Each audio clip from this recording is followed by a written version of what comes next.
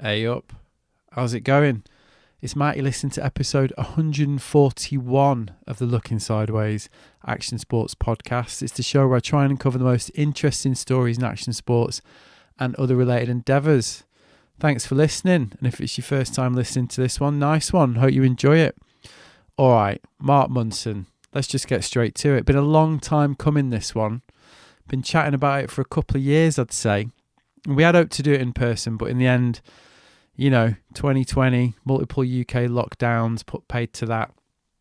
So Mark ended up sorting a mic out and we decided to just take care of it in like classic 2020 Zoom style, really. So if you don't know Mark, well, he's basically one of the biggest legends in UK skateboarding and also by extension snowboarding. It's that simple, really. In his 30 odd years of board riding, he's been there, seen it, done it, and basically set the standards that we all, adhere to this day, thanks to an uncompromising dedication to skateboarding and a personality that does define the phrase force of nature, which does come up a few times in the conversation, actually.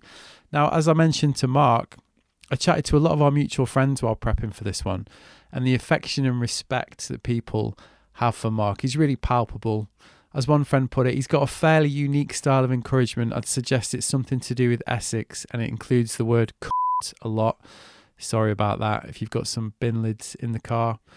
Anyway, I enjoyed this one. Mark is a smart, funny fucker. He could talk the hind leg off a donkey, this lad, and he's got an amazing, enormous bag of stories and a hard-earned perspective that takes in everything beautiful and occasionally tragic about our little corner of the world, which basically makes him the dream guest in my book, which is one of the reasons I've been so looking forward to having him on the show.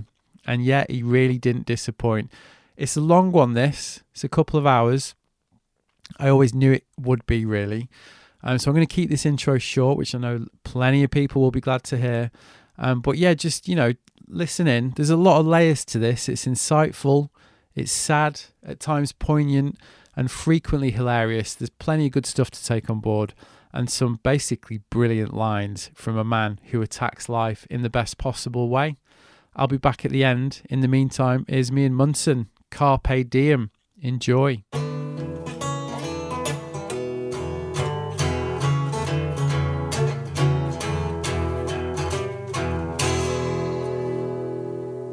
We're recording. Wow. There you go. I mean, not to just throw you in there, like right after half an hour, right. like technical, two mics, like right, two mics, a trip to the garage, and we're back in. We're in the mix. Yeah, that's funny. Yeah, it's like all right, like press record now. Right, bang, go. There we go. Yeah, how you doing? Really good, actually. Yeah, really good. Woke up to rain and then snow in the garden in Essex today. So snowy Essex. Yeah, really snowy Essex. Well, it's not snowy now; it's just slush. But yeah, we had about 3 inches this morning, which is a rare thing. Yeah. Like I was really shocked because we've got our little baby. We've got a little girl. She's only 6 months old, and so like congrats. It's going good, but she's just started to get some sleep pattern going, and I'm sort of like sometimes I'm upstairs, sometimes I'm downstairs. Just depends what the sleep pattern's going on, and and whatever's the best situation at the time. And last night I was downstairs, and it was really pouring down from about 3 a.m. I could hear it just hammering, and I was like, Jesus Christ, it's going to be like. Basically, I'm doing a big renovation, and part of that we've just done piling, and I've got a digger in the garden at the moment. We're doing the footings. And we started 2 days ago, and then it rained, so it was like game over. Right. And I was checking the weather this morning at 3:30, going, "Is it going to be dry next week? Because I want to try and get it concrete before Christmas." It's one of my aims. Right. And it was raining. It was pouring, and it didn't say anything about snow on the weather app on my phone. And I wake up, look out the window, it's still dark. And it was white, like completely white. And I was like, no way, it's actually snowed here, So we had boys got pretty excited, went out in the garden and had a little snowball fight and whatever. But snow in England's great. I just like went on Facebook. I look on Facebook like once every 2 weeks to remind myself why I'm not on there.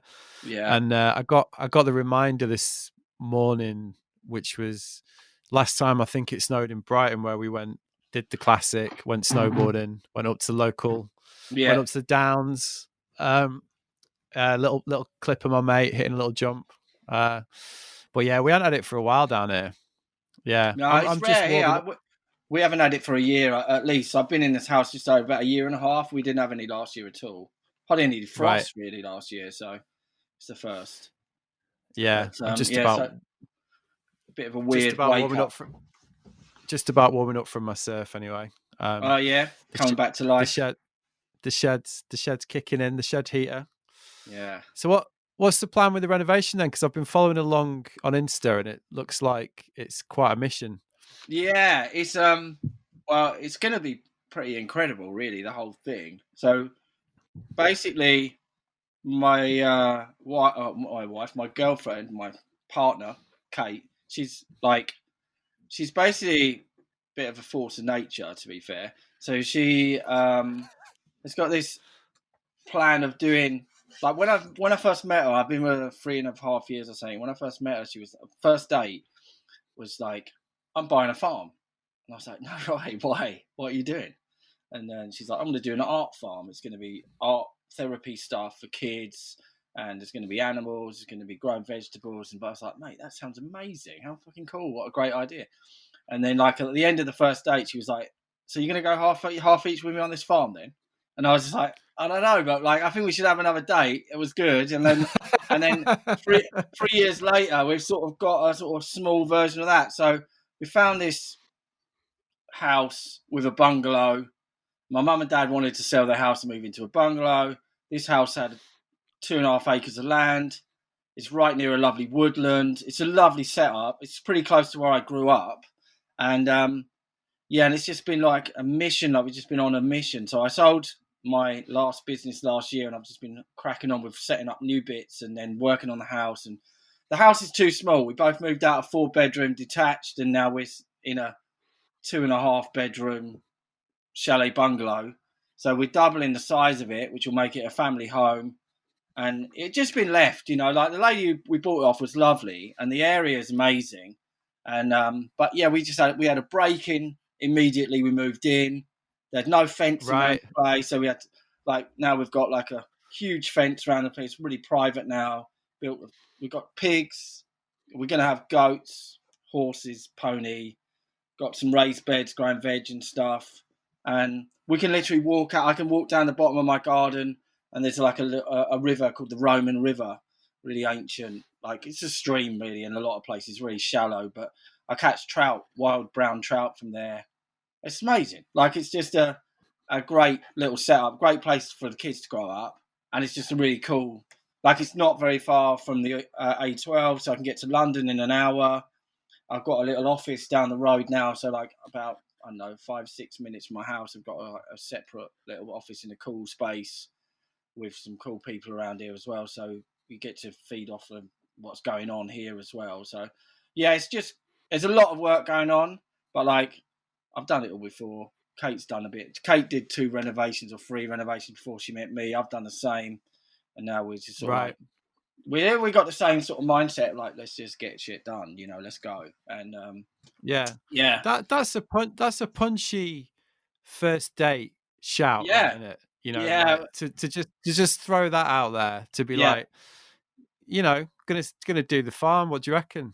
How'd you react to that? I mean, it's like, I was down. I was just like, yeah, fuck, that sounds like an amazing idea. I was like, that sounds amazing. You should definitely do that. And sort of now, like, so the idea with what we're doing where we live, so like, we're renovating the house so we can live in it, so it's big enough for all of us, and because at the moment it's not quite. And then we've got, basically, we're converting 2 40-foot containers, weld 2 together, being clad in wood, insulated, massive windows at the back, and that's going to be like a studio that Kate can use for therapy with kids. So she does art therapy stuff. She's in her final year of an MA doing psychodynamic counselling. So I'm I've sort of been learning quite a lot about that, which is interesting. And what's that? I don't know what that is. Basically, trying to like sort of working out why we are the way we are, and finding out, like, analyzing the behaviors, and then you can feedback that, and then hopefully help people with. I mean, I've had counselling myself, and I found it amazing. So I was really open. I was like, "Wow, that's amazing!" And then she literally, she's pretty mad. She's like, woke up with a hangover one day. It's like, "Fuck it, I'm going to do an MA, psychodynamic counselling." You're like, what? 3 years later, she's in her last year, and she's like going to schools and helping kids, and yeah, she's a bit of a force of nature, really. And wow, she sounds like a legend. yeah, she's really incredible person to be around, to be fair. But yeah, so that's the plan. It's like the plan. Half of it, like, I'm sort of going along for the ride a little bit, but also I love it because it's like, this is amazing. Like I wouldn't come up with these ideas. It's like, I'm going to do this. I want pigs. We've got pigs. We've got 20 chickens running around, and we're growing vegetables. I've done a bit of these things before, but like, and then we just built this ridiculous treehouse that was massively over budget. But it's like, part of it's, I think there's an element of it where both of us are like living, like we're trying to create our childhood dream for our kids, but also in the process, it's sort of reliving our childhood at the same time. It's a rad process, and it's just, I think we're a pretty good combination. You know, she's really quite understanding of me being a psycho,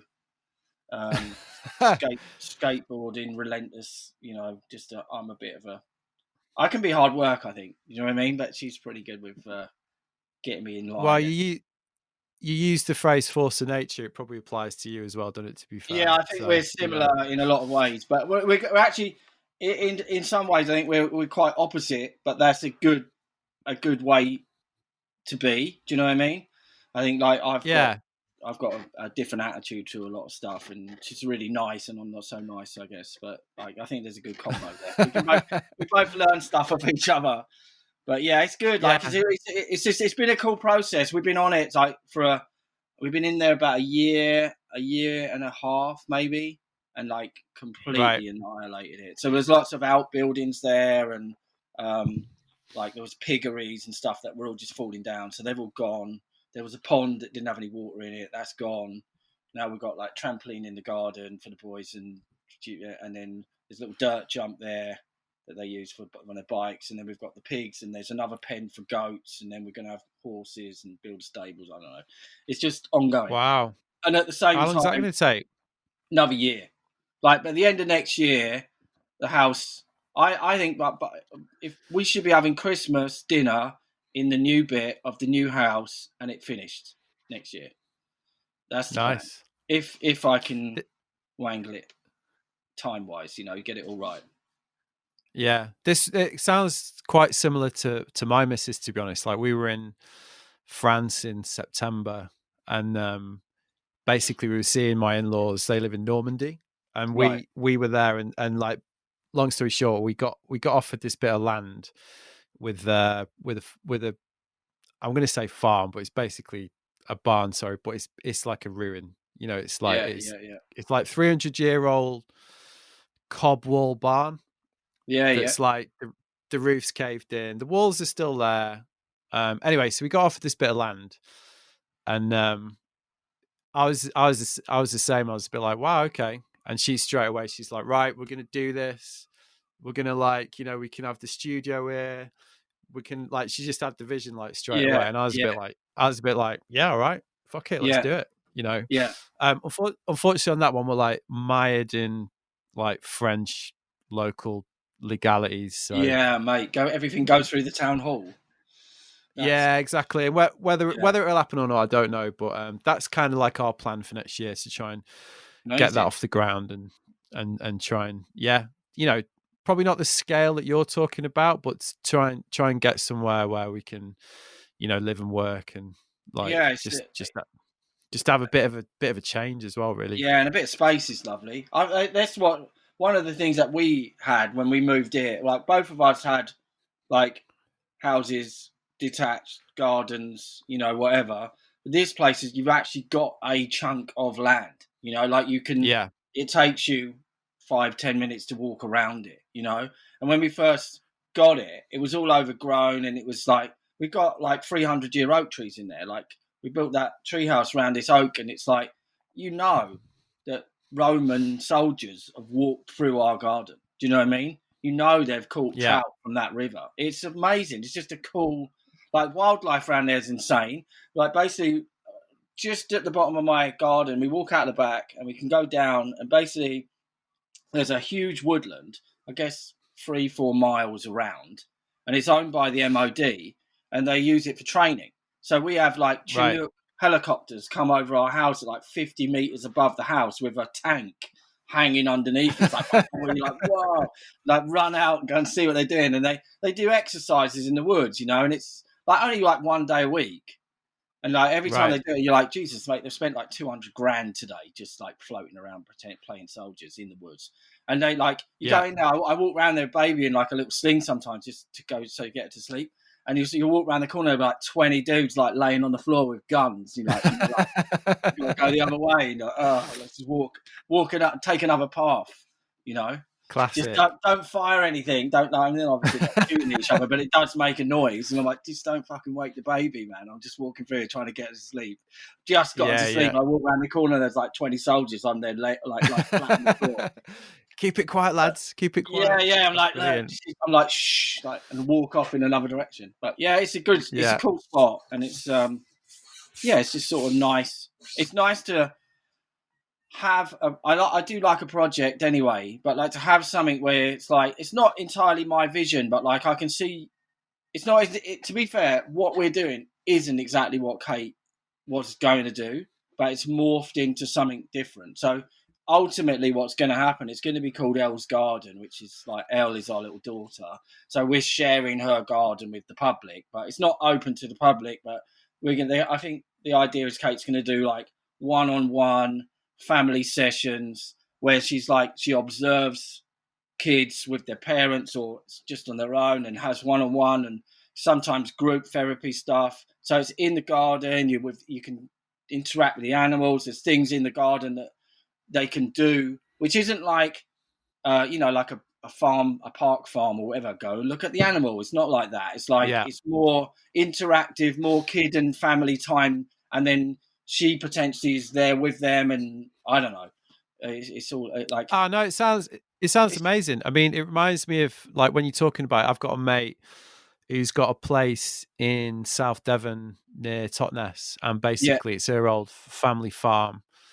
And, you know, they run it. I think I might be wrong, but I think it's like an old dairy farm or something. And she took it over and she's turned it into like an art space, basically. So she's created. They do events, they do courses, they do people come and do like they'll have like residents that come in, they'll have artists, writers, they do writers workshops, whatever. But it's brilliant, and they've built up this like amazing local business that's been, for them amazing because they get to live on this space and they get to actually have a really interesting life. But also for the local area, it's just, when you do those type of things, it attracts people in, doesn't it? It attracts totally. like, there's nothing like it. It's just it creates a community, doesn't it? Around Definitely. it.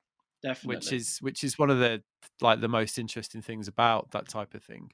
Yeah, sure. It's quite exciting to be part of it, to be fair. Like it's like that's, I think, like from the like you say, like out there on the first date, and I was just like, that sounds like, who's going to do that?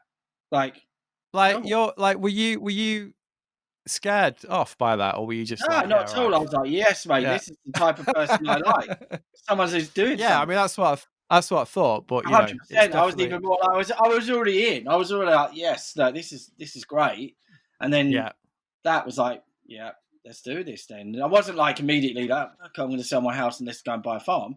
But like that took another. I mean, I did sell my house fairly quickly, and then like blah blah blah. But it was finding something that sort of fits the bill. But even though we're doing this now, we're already like, I reckon the next one will be a bit more space, a few more animals. Right.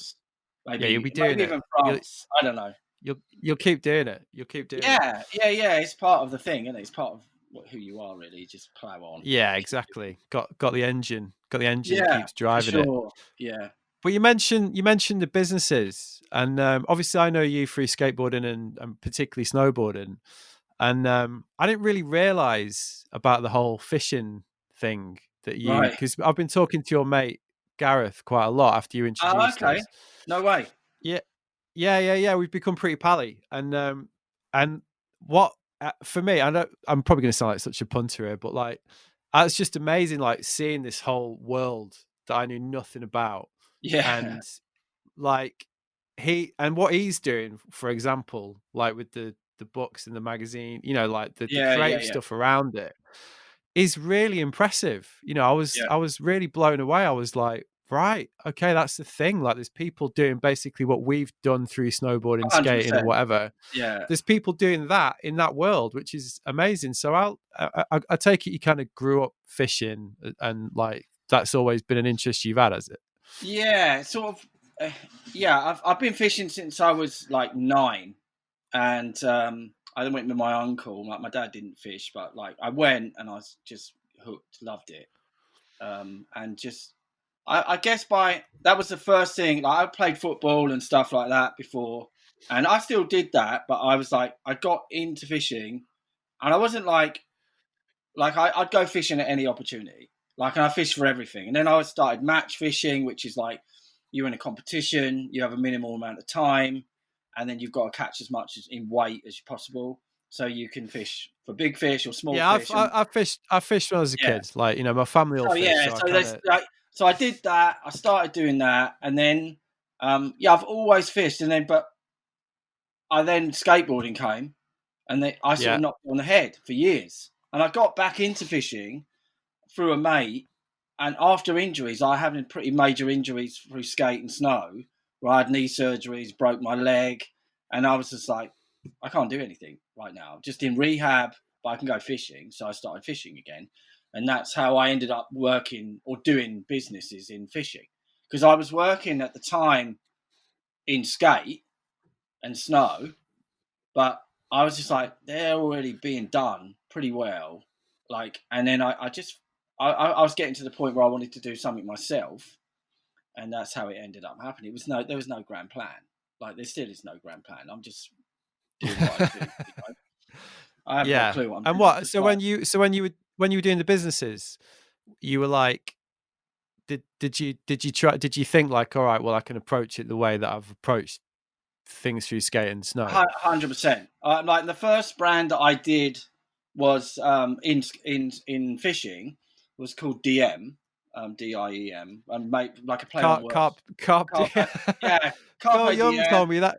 Yeah, Phil Young told me that, and I was like, that is the best fucking name ever. That is yeah. brilliant. So, and that is now owned by Sports Direct. Sports Direct, you can buy it in every Sports Direct. That so, but that brand essentially was my first fishing brand. I did play with a brand years ago, like 89, 90 in skate with a mate, Right.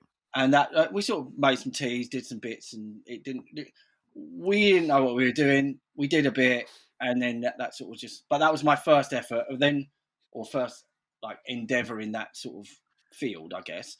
But Yeah. then the DM thing, I was just like, I'd started properly fishing again at that point. So I was skating hard. Still, I wasn't doing seasons then. I'd stopped doing seasons, and I was more skate focused. But I was traveling all the time for skate, and the best times of year for fishing, and not the summer anyway, when you do most of your skate and when you're traveling. And I was just noticing every single dude that was out there fishing was wearing Vans or Carhartt or Animal, anything that was green or camo, Yeah. skate related, they were wearing it. So I was just like, someone's got to fucking do a brand for these dudes. And then there was no one doing it. There was one really cheesy brand that was clearly created by some marketing guy, and it was called Aficionado. It was horrible. Like it was just, I was just like, who the fuck's gonna wear I'm that? You fucking know? loving these. I'm loving these puns. This is brilliant. Yeah, yeah. But that's like you're. It's funny because you've stumbled into fishing from the best end. You know, like you've met Gareth through me, whatever. Gareth is like the top level of creative guy Oh who's man, it's like ever been in fishing. it's proper like that. Yeah, That magazine it would be is proper in surf. It would be proper in skate. It would yeah, be proper in any industry. Like yeah, and I've worked with so when I started DM, I was like, I didn't know Gareth. I don't know any of the like DM was basically essentially a fishing brand, but predominantly aimed at carp fishing. So carp fishing in Europe is like the biggest form of fishing. In the States, it's bass or some other and predator fishing. But in Europe, carp has the biggest following, really. And I was right. Another point of question because I'm yeah, interested. Why carp? because predominantly carp get bigger than the other fish. Right, so Right, the biggest fish in the lake are carp, sometimes pike, but generally carp get big. And people want to catch big fish.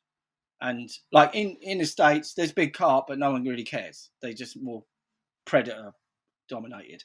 So right, we're in Europe, so I put this brand together, and my idea was just make a skate brand for fishermen. Like make it cool, graphic design, like so the designs are like quite graphical rather than just a logo. The logo is important, but then I'm looking at every dude that it's like at that point it's probably like 70-30, maybe 80-20 still, but like men to women in fishing. It was probably 90-10, maybe even 95 guys.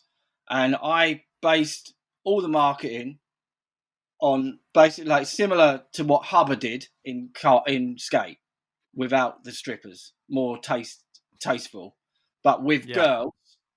I wouldn't do it again. It's not the time, but like at that point, this is like yeah, 15 years ago, whatever. yeah, I'm like, that's going to grab the attention of every guy who picks that magazine up. It was that yeah, at that point there was no internet, like marketing really, and that worked. yeah, And everyone was like, "Whoa, what's this brand? Check it out." The product was good. It was snowboard jackets, but like way cheaper, waterproof, breathable. yeah. It's based on snowboard products, hoodies, t-shirts. We ended up doing footwear. And it killed it. Like there was never a brand like it. It was. I knew it was ready for something like that, and Yeah. because I could tell. I remember going fishing with my dad one day on a local lake near me, and there was a dude about, I don't know, 3 swims up, like 50 meters up, and he was like head to toe in like a fishing brand, Nash. It wasn't very nice, like a Nash tracksuit, Nash, Nash, Nash, Nash. And I literally pointed to him and said to my dad, "There's the target market." And like a Yeah. year later, that guy was head to toe in DM, same guy. That's know? amazing. Yeah, and because they were never like, it's not like I was doing something revolutionary. I just was doing what skateboarding has done 20 years ago, And Yeah. now, if you look in fishing now, it's crazy. Like there's like 50 brands, little brands that are doing what I tried to do or did, Right. And so it smashed it. I literally, but it was early days of internet really as well, selling. It's 2009 or something. You were selling stuff online, but not anything like now. And I think the first year I was like, I'm going to launch this brand, and then we'll do it in England, and if it works, then we'll look at going to Europe. Well, the internet doesn't let you do that anymore. If you put a brand out there, it's worldwide straight away. So within 6 Yeah. months, I was selling in 4 countries. Within a year, we're in 18. And I've gone from like the Duff's team manager, where I'm just going skateboarding and having a good time every day with my friends, to going, what the fuck? What do I do here? Like I've got this guy, Right. Germany, from Russia, from Czechoslovakia. They all want this brand, and I'm like, it was a baptism of fire, man. Yeah, I bet. But it was good. I enjoyed it. How did you cope with that then? Did you have like people that you could sort of, because No, obviously you got such long experience in the skate game, but yeah, that's a different beast that in it completely. to sort of to like Yeah, go from industry kind of jobs to suddenly like, right, fuck, there's a brand that's quite hot, like how do we scale it kind of thing. yeah, and we didn't scale it very well. That's the issue. So it did. We got to a point very quickly. We had a huge market share when the market was tiny, and the brand, like as a branding exercise, tick, tick, tick. It really worked, As a business, not so much, Like it worked in the respect that we turned over quite a bit of money, and don't get me wrong, like I wouldn't change it. I mean, I'd be if I learned so much that it gave me the opportunity to start another brand and then move on. And I wouldn't have done it if I hadn't have done that. But in hindsight, so many things. Sorry, I'm just saying bye to someone.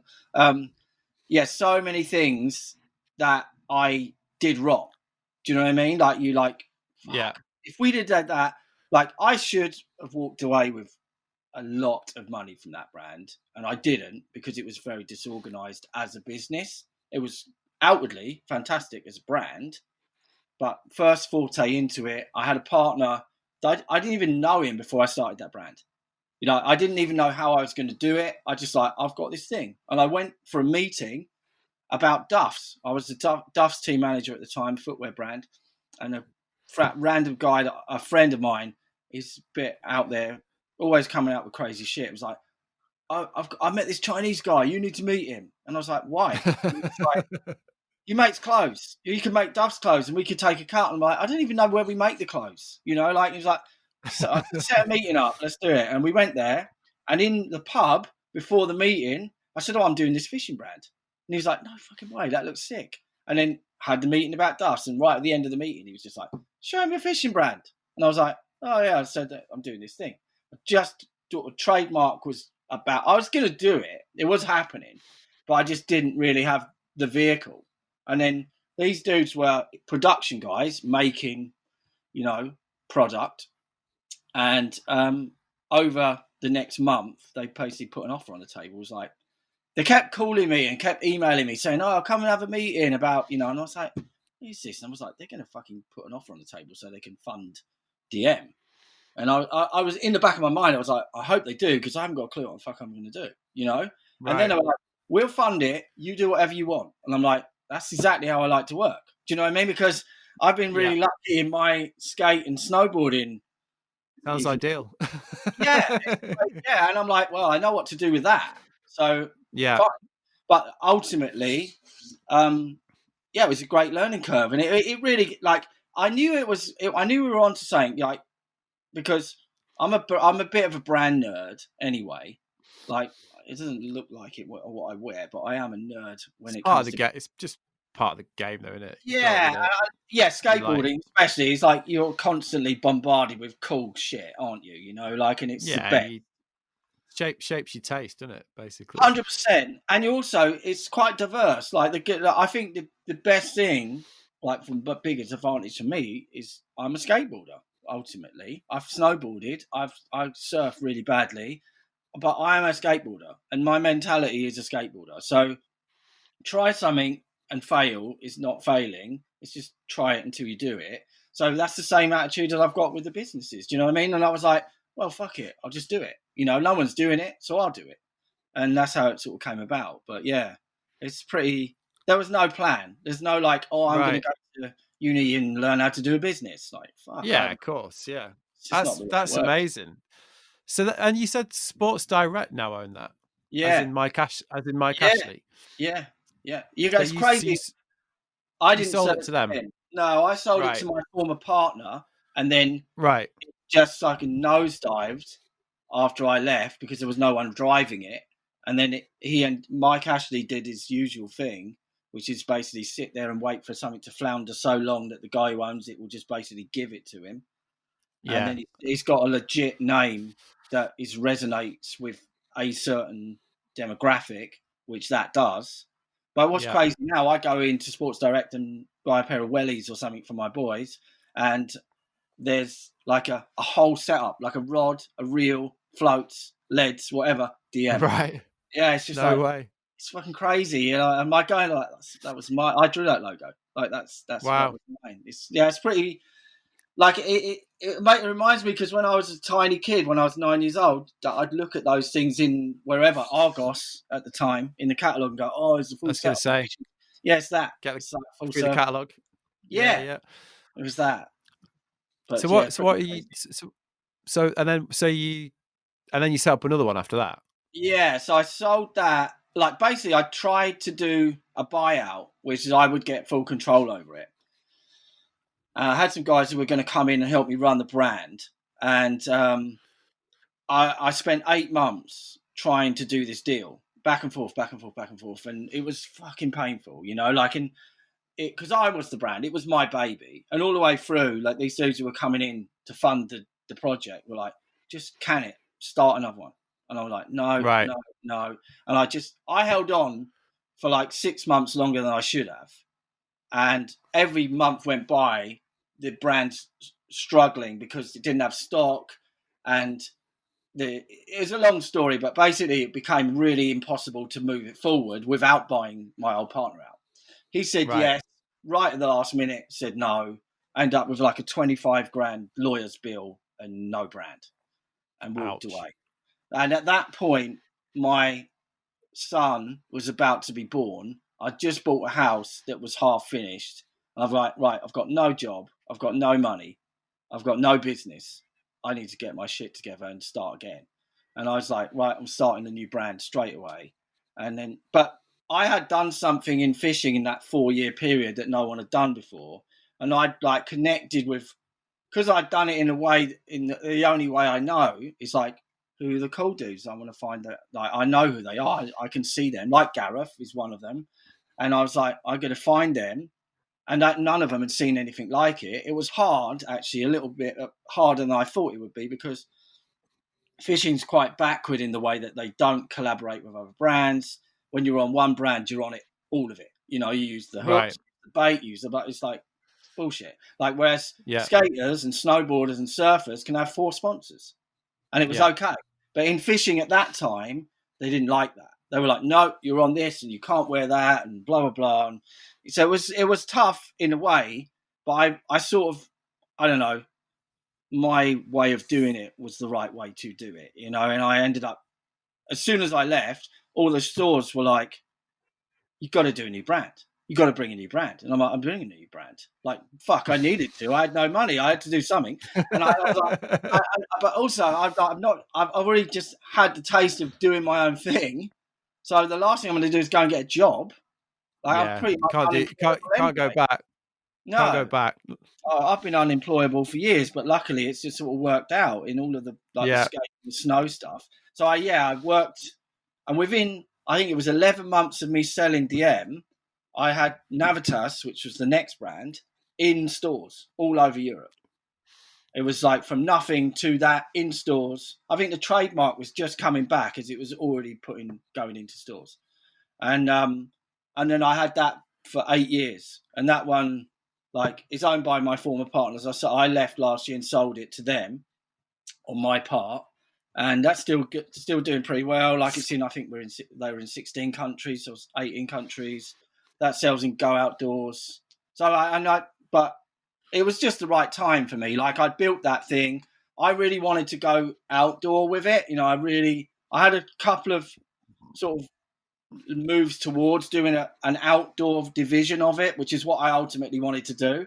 And at both points, I had 3 buyouts in that 8 years. So I had a partner, not because I'm a fucking nightmare to work with, mainly because, which I'm not, by the way. My first partner, he owned a huge fishing company, and he'd seen what I'd done with DM, and he heard I was starting something. And we had a meeting. It was like 10 minutes long. And he was like, how much do you need? I was like, blah, blah, blah. When do you need it? Now. And he's like, yep, go for it. There's the guy. Talk to him. Set it up. And that was, we had 4 meetings in 2 years. And I built that brand a similar way, where I had a bit more support, but it was still basically mine to do whatever I wanted to. So I was like, we got it out there quick. The product was good. I'd elevated it. So I'd gone in at not an entry level, but like the price point in fishing is really frustratingly low, because they've never had good product. Like in fly fishing, it's really high because you're against the elements. You don't have a bivvy, you don't have a tent, you can't hide away. You're standing in a river fly fishing, and you need shit that works. Carp fishing, if it rains, you go in a tent. If it's raining and you've got a bait up, or you've got to put your rods out, you get wet and you hang your jacket up afterwards. They just is it a bit like the difference between like American and British camping? Do you know what I mean? Like, you go, the States, the way they do the outdoors in the States is like the kit's great. It's pretty grand, isn't it? You know, whereas over here, everyone's buying like tents from Argos, aren't they? And, Yeah. you know, And just is going, it that if it rains, we're going to get wet. Do you know what I mean? yeah, Yeah. is it that sort of thing A like that? little bit, but I think there's two elements of it. Like there are brands now, since what I've done, that do higher end product, and it sells to a small demographic that want good product. But the problem in fishing is you've got a real diverse amount of people, a real diverse demographic of people who go fishing. And well, the like numbers are crazy, aren't they? I mean, mental. it's millions of people, isn't it? Yeah, it's the biggest participation sport in the UK. Which is a stat you hear a lot, and that is fucking mind blowing, isn't it? Yeah, when you it's set it crazy. against like golf, football, Yeah, like all those things. exactly. There's a lot of people doing it, and it's really diverse. So you could have, you know, like on any lake at any time, you've got like every walk of life all standing next to each other, but they all like they've never had, or they didn't have before when I started doing what I was doing, and now it's better than that. It started the process in the right direction, basically, and now there's better product, and now people will spend a bit more money. And right now, you don't see if you go fishing now, you don't see people on the bank who aren't really wearing fishing clothing. They all wear some form of fishing clothing, whether it's a hoodie or a hat or a jacket or whatever. But it's a valid, normal thing. Whereas when I started DM, it was like jeans and a t-shirt. A couple of brands that were already in it, Fox, Nash, those guys would have a range, but it would be a logo on a green hoodie or a t-shirt. There was no styling to it. There was no fashion element. There was no thought process, you know, just like, well, we just need a hoodie, chuck that one out. You know, there was no, let's make this cool, you know? Yeah, you must have been rubbing your hands though when you realised. You know what I mean? Like, obviously you knew because you've been in it your whole life. But like, that's an amazing opportunity, that, isn't it? You know, like 100%. I mean, to have a market like that where you've got so many people and everyone's just kind of poodled along doing their thing for so many years, and suddenly you can be like, hang on, there's a different way of doing this, and it's not about like trying, you know, make a fast buck or anything. It's just like, no, you can actually do this in a really nice way. Yeah, 100%. And I think from what, that's exactly how I saw it. I was just like, and people would say to me after I put DM out, and also Navitas, they're like, oh, you must be well chuffed when you see people wearing it. I'm like, not really. I'd wear this shit. Like if it wasn't me and someone else had done this and I saw it, I'd be like, that's fucking cool. I'd wear that. You know, like it's not a surprise to me that people bought it, because it was all right. It was decent. You know, it was better than what was out there. So, you know, but you're right. It was a huge opportunity, and I always say that it's like to have a market of that size without really strong players in it, and for me, who hasn't got a fucking clue, to have to walk into that market and grab it by the scruff of the neck and say, I'm having this market now. Where are you going to do that? What other markets can you do that in nowadays? You can't. Like, I mean, it's like, I would say nowadays, it's a long time ago, but it's crazy. Yeah, that's great. So you've just but you've just sold the last one a year ago. So what's the plan now then? What are you going to do now? So I basically sold it, like, I think September, and then I immediately set up. So I've got a sourcing company now. So basically, over the last 8-10 years, I've done all the sourcing. So I find a factory, design the product, you know, work on the whole process of production, back and forth samples, blah blah blah, approvals, all this shit, as well as size breaks and, you know, the whole back end shit that people don't even know exists. I did all of that for Navitas, the whole thing. So rather than me just going, oh well, I like this and this hoodie's quite nice, should we do something like that? I'm like, the whole process. So I've been doing that, and I did quite a lot of collaborations for Navitas as well, which no one had ever done before. And in that process, it was like, these brands are literally coming to me. Like, I may be the owner of Navitas, but they're coming to me personally going, can you do this with me? Right. You know, we want to sort of capitalize on your quality product and bringing those two brands together. And like you say, like I'm from skateboarding, collaboration, and snowboarding. Collaboration in those sports are normal, and it's a cool thing. Isn't it? Yeah, it's a cool thing. Like it's a nod to the other brand, going, "Yeah, fuck you. We like what you do." Whereas in fishing, they're like, "We don't like anybody else's shit. You've got to buy only ours." You know, and I was just like, "Oh, that's not how it worked for me." So I did that, and then when I left Navitas, I was like, I'll set up sourcing, and then people can come to me, and I'll source product and help. So I do sourcing. So at the moment, I've got like 4 companies or 5, something I can't remember. But like the main one is sourcing. I've got a lot of things going on, Matt, as you can. I was about to say. I'm trying to work out. Not even been talking about skateboarding yet. I know. So, yeah, I do sourcing. So I make stuff for other brands. They come to me and go, I want to do this. My company's called Ethica. So we're trying to do ethical sourcing, you know, responsible. All my factories I know personally. I'm not interested in doing cheap, cheerful shit. That's not my thing. And trying to do recycled fabrics as much as possible, organic cottons, you know, people get paid correctly. Work supporting small factories as well, you know. So, and I've built up a really good network of factories, and I'm just now working. At the moment, I've got about 15 brands that I'm working bits with, and some are in fishing, some are outside, some are bigger, some are smaller. But yeah, it's interesting. So some of those projects I'll come in and design with them, or some are just like, can you make this? And I'll find the right people. So it's a good combo.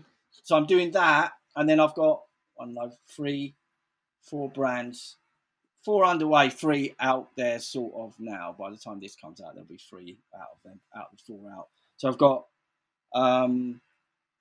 I've did this fun little project, Essex Unofficial, where it's just like I saw that. Ride. Yeah, that was just that was 2 months ago in lockdown. Going fuck, my friend Powley, you probably know Nick from Skate I don't know him Farm. actually. I know who he is, but I've never met him. Yeah, he's a cool dude. So we've been friends for a long time, and I always go to Margate to see him, hang out, whatever. And in his shop, the Skate Farm, is these Margate Unofficial tees, and they're rad. And I end up buying them every time. Like I don't even like Margate, but I just like the tees. And I was just like, we should do that. Like we should do that for Essex. Someone should do that, because I've been putting the free swords on my skateboards for like 25 years, like a stencil. Yeah. And like loads of dudes from around here like got the free swords tattooed, and Triple Sword was like the shop around here that we had at our skate park and whatever. And I was like, if anyone's going to do it, I should do it. And I just did it as like a little fun thing. So that's not like a brand. It's just like a little fun project that's out, and it launched like 2 weeks ago. I didn't even mean to launch it. I sent it to too many people, and one of them shared something, and I was like, fuck, I've got to put it out there now. And I sold like, I don't know, we sold quite a lot of bits, and we didn't even have any stock. I hadn't even ordered it. It was just on the site, and I just made it live so I could play with the site, and that's what it started selling. So I've got that Essex Unofficial. I've done a brand with John Horner, the artist, skate artist, who's amazing. So we were doing a brand, me, John, and Ben Raemers. We were going to do a brand, and we worked on that for a while. And then obviously Ben died, and we were like, we can't carry on with that. So we've done a new project together, and that's called Vermin, or We Are Vermin. That launches. Right. That's like a skate brand, skate streetwear. It's pretty rad. Yeah. Cool characters. John's fucking incredible. So been working with him. Like watched him go off in a crazy direction for like 6 months, and we've dragged him back into making a brand out of it, and it's sick. So I'm looking forward to that. And then I'm part owner of LGSC, the London Girl Surf Club. So that's like, that's with Kylie and Carl. Yeah, right, okay, yeah, because he's a really close friend of yours, right? He was mates with, like, him and Ben, like, you were sort of there growing up. They were the kids that you were sort of mentor to, right? Totally, yeah. So they were already doing. I didn't realize you were involved in that as well, right? Yeah, only recently, like the last 6-8 months. So I've always seen it as a brand, And obviously they've started doing the things, and they've started doing trips. They're really successful doing surf trips for girls. It's a really cool idea, and they've done it really well. Yeah, and it's been really successful. And I'm like, you've got to do some apparel with this, make this a proper brand. And so there's sort of two parts of the business. I'm involved in the apparel side, and the trips runs on its own in a different way. Obviously, COVID's created havoc this year for that side of the business, but we're about to launch the new site, and it'll be a bit more coherent, but it's a great, it's really great concept. And also, like what Kylie's and Carl have been trying to do with it, with the inclusivity of it, and sort of disrupt the surf idea of who should be going surfing or blah blah blah. I'm like, that's fucking rad, that's a great story, and it sort of fits well with what I'm trying to do with my stuff. And we're just trying to do the right thing, and I think so that's quite exciting as well. So I've got those three going on, and we've got one more coming, which I can't say anything about yet because we haven't got the trademarks going on yet, but that's good. But yeah, it's great.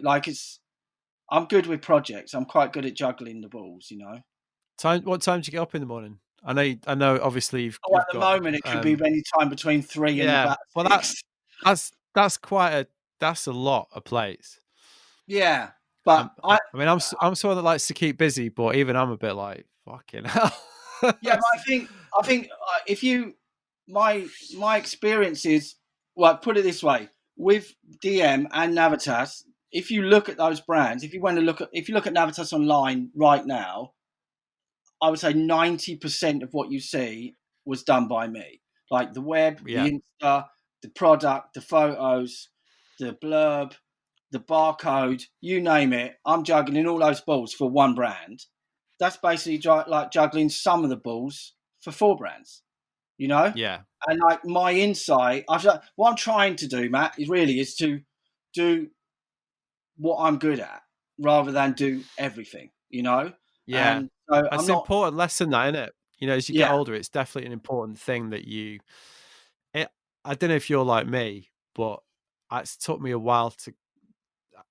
I'm either going to say accept that. Do you know what I mean? Yeah. Like sometimes you got to know when you just I'm good at this. I can do this, and I can spread that across a lot of different things. And you don't need to do everything, and it's probably going to be more beneficial if you don't really. Yeah. But that took me a long time to sort of not even accept, just like get my head around, really. You know what I mean? I think understand. It's hard. I think from my perspective, I didn't really have any choice because I did have partners, but when you're like, I know you might be the same, but like I'm my own worst enemy in the respect that if something needs doing and someone else is meant to do it and they're just doing a shit job, I'm just like, just go, I'll do it. And in the end, I just go, I'll just do that. I'll just do that. I'll just do that. And in the end, I'm fucking doing everything, And like the whole idea of having that network and support is sort of out the window because it's like no one's really doing it how I need it to be done. And it's not good. It's not good. Like you can do it. I mean, I've shown that you can do it, but you can't do it anywhere near as well as you could with that support network and delegating.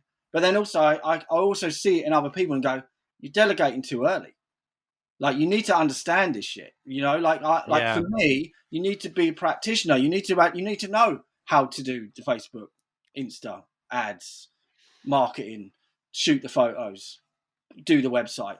If you start delegating all that shit too early, you're going to get ripped off left, right, and center because someone says, "Oh, how long is that going to take?" You're like, "Whoa, hundreds of pounds. You're like, no way.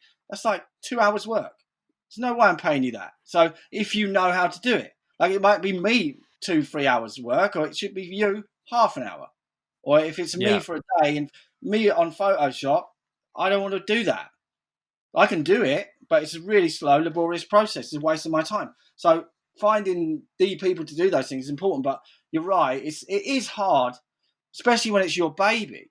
Like when it's your thing and you can see it's not being done as well as you think it should be done.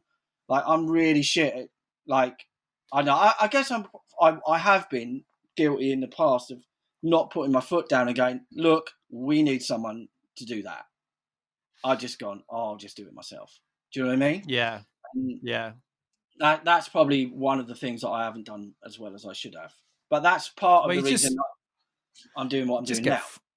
just get frazzled though as well, don't you, if you do that? Because that's like a Yeah. lot of, you know, obviously somebody that don't mind taking a lot on, but everyone's, you know, do you take too much on for you? I mean, is that a habit? No, I don't know. I haven't been there yet. Like I do. I think if you don't have a day every week going, what the fuck am I doing? You're not doing enough. Do you know what I mean? Like that's in my head. Like I'm not like if you ask Kate, you would definitely if things grind to a halt and I'm not able to do things, I'm start losing my shit. Do you know what I mean? It's like Yeah. I need to progress. Like it's like skate, snow, whatever I'm doing. It's like I just want to learn new shit. Like I want to learn how to run a business better than I did last year. I want to learn how to be a better dad. I want to learn how to, whatever. Like whatever it is. Like even skate now. If I'm fucking 50 years old, I want to go skate. I don't cruise. I can't. It's not in my head. Like it's just don't work. Like I'm either going to do something or I might as well not start. It's hard mentality to get out, isn't it? Like when you've got that mentality, like don't get me wrong, I see loads of dudes my age just cruising around and having a great time, but I just don't seem to have a good time when I'm cruising around. It just doesn't work. I'm like, what the fuck am I doing here? Yeah. Where can I? Let's just jump out onto that wall and back in and whatever. I don't. It's like my brain is like telling me to do something. I've got to do something. I don't know. I don't know if that's good or bad. Well, I mean, I guess it's both, isn't it? Because obviously, you know, clearly from what you're saying, you understand yourself really, really well, which is half the battle, isn't it? But then at the same time, like if you've got those standards that drive you, that can be quite hard for other people to live up to sometimes. 100%. Which can obviously create problems, especially if you're doing things like running businesses with friends and I mean, whatever, skating or snowboarding, surfing, whatever, it's different in it because that's the outlet that it needs, But yeah, I mean, I can recognize that in stuff that I've done, like not understanding when I need to maybe not be like that do you know what I mean? Like that again, for me, that's something that I've had to learn. So I guess it's just, to answer your question, I'd say it's good and bad, isn't it? Yeah. Obviously good because it'll drive things, and obviously you've just, you've succeeded on loads of levels, all the things that you're talking about. But yeah, I think that does come with a bit of collateral damage sometimes, doesn't it? Like that 100%. kind of approach. Definitely. I think it's. I don't know. I'm probably my worst critic anyway. So if you think I'm being harsh with you, like in that type of environment, like forget about it. It's way worse for me. Yeah. I'm just saying what I think. If you don't like it, that's going on in my head all the time about what I'm doing. Do you know what I mean? Like I'm the worst guy ever for that. Like nothing's good enough. Even when it's good, like I know it's good, but like it could have been better. I think anyone's got it. If you're not like that, you're never going to achieve shit. You've got to have that mentality to go, well, but also I think one big thing that I really try and make people realize is you've got to put stuff out. If you don't, like, you can have the best idea. That's massive. It's massive. It's huge because I know so many incredibly talented dudes and girls that could be unreal. Well, they are unreal. But they just never finish something that they're happy enough with to go, I'll put that out there. You've got to start somewhere, man. Just put it out. And then once you've done that, it's game on. You can do something. Yeah. Done is better than perfect. 100%. 100%. Yeah. And that's I think when you've got, I mean, I'm like I say, I'm a harsh critic of myself and pretty much everybody else. But I also think that you need to put stuff out there, and if you if you're putting stuff out there, the people who criticize you when you're putting stuff out there are people that don't put stuff out there. Yeah, of course. Yeah. You know what I mean? It's easy to sit in your armchair and say, oh, well, that's shit. That's whatever. Like, you're not doing it. So you can't even comment. If you're doing it and you've got criticism, great. But if you're not, most of the people that really criticize dudes or girls for doing stuff don't do stuff, you know. So they're not the people to listen to anyway. So, but yeah, I think that's I've got a lot better, you know. I think in the last 5 years, I haven't got any mellower. I don't think I've just got better at being a bit more of a listener and understanding that not everyone's a psychopath like me. Do you know what I mean? They're just Well, like, yeah. I mean, that's the thing, isn't it? Not everyone's like that, and if you've got them standards when you're younger, it can be frustrating, can't it? yeah, You know, yeah, to see, especially when you see people that I guess if I look at it, I've been guilty of that, of like just try to drag people sometimes who I think are not fulfilling the potential. yeah. And I've kind of realized, like, you know, maybe what they think is successful is just not what I think is successful ultimately. Yeah. Which is, I find that quite painful though. Yeah, me I do too. exactly that. And you're like, can you not see what you're fucking capable of, man? Come on, do this. I mean, you're right. Yeah. I totally agree, man. That is exactly how I see it. And it's very, Yeah. you're like, you're more capable than me. You should be doing these things. I shouldn't. I see that all the time, you know? Yeah. Well, like you But say, it's the work thing, and it's getting it done. That's where you actually, yeah. I yeah, mean, I was super guilty of that when I was younger, though. Like, you know, because obviously, if you're going to be creative and try and put stuff out, it's ego, in it. You know, it's like of it course it takes a lot is. of ego. It takes like a lot of, yeah. Like, you know, what I'm going to do is like, you should listen to this because it's, you know what I'm talking about, and Yeah, like 100%. equally, your ego tells you that it might be shit, so you have to get past that thing. And like that conundrum of like, oh shit, but what if it's shit, and what if people don't like it? And that is Yeah. tricky, and that sounds like you've probably never really had that, but I certainly had that when I was younger, you know. Oh, I definitely have it. I still have it now. I still But you have it just now. get through it, you just Yeah, push just through like, it. well, the only way you can tell is by doing it. So you've got to do Yeah. it to find out. Like, I don't know, skateboarding's the best, isn't it? Like that for me is the best thing ever in my entire life, because for me to achieve stuff, because firstly, it's you and it. No one can teach you to be good at it. You've got to want to get good at it. And then it fucking hurts. So when it hurts, it's like, you want to do this? Like, I love it because it's like, it's every time it hurts you on the most stupid thing, normally, not on the gnarliest thing you've ever done. It's like silly stuff, and it takes you out, and you just like, it's just like a little nudge in the, in the ribs going, you want to really do this, do you? Come on then, do it or don't. Just give up. Give up now. Give up now. That's what it's saying to you. Just give up. Just stop this. This is stupid. And I'm like, fuck you. No, I'm doing it. I'm doing it. And that's how my brain works on every. I know it's simplistic, but that's seemingly how my brain approaches everything. Do you know what I mean? It's like anything that's like not. I mean, physical pain's quite helpful, isn't it, with skate to make you focus.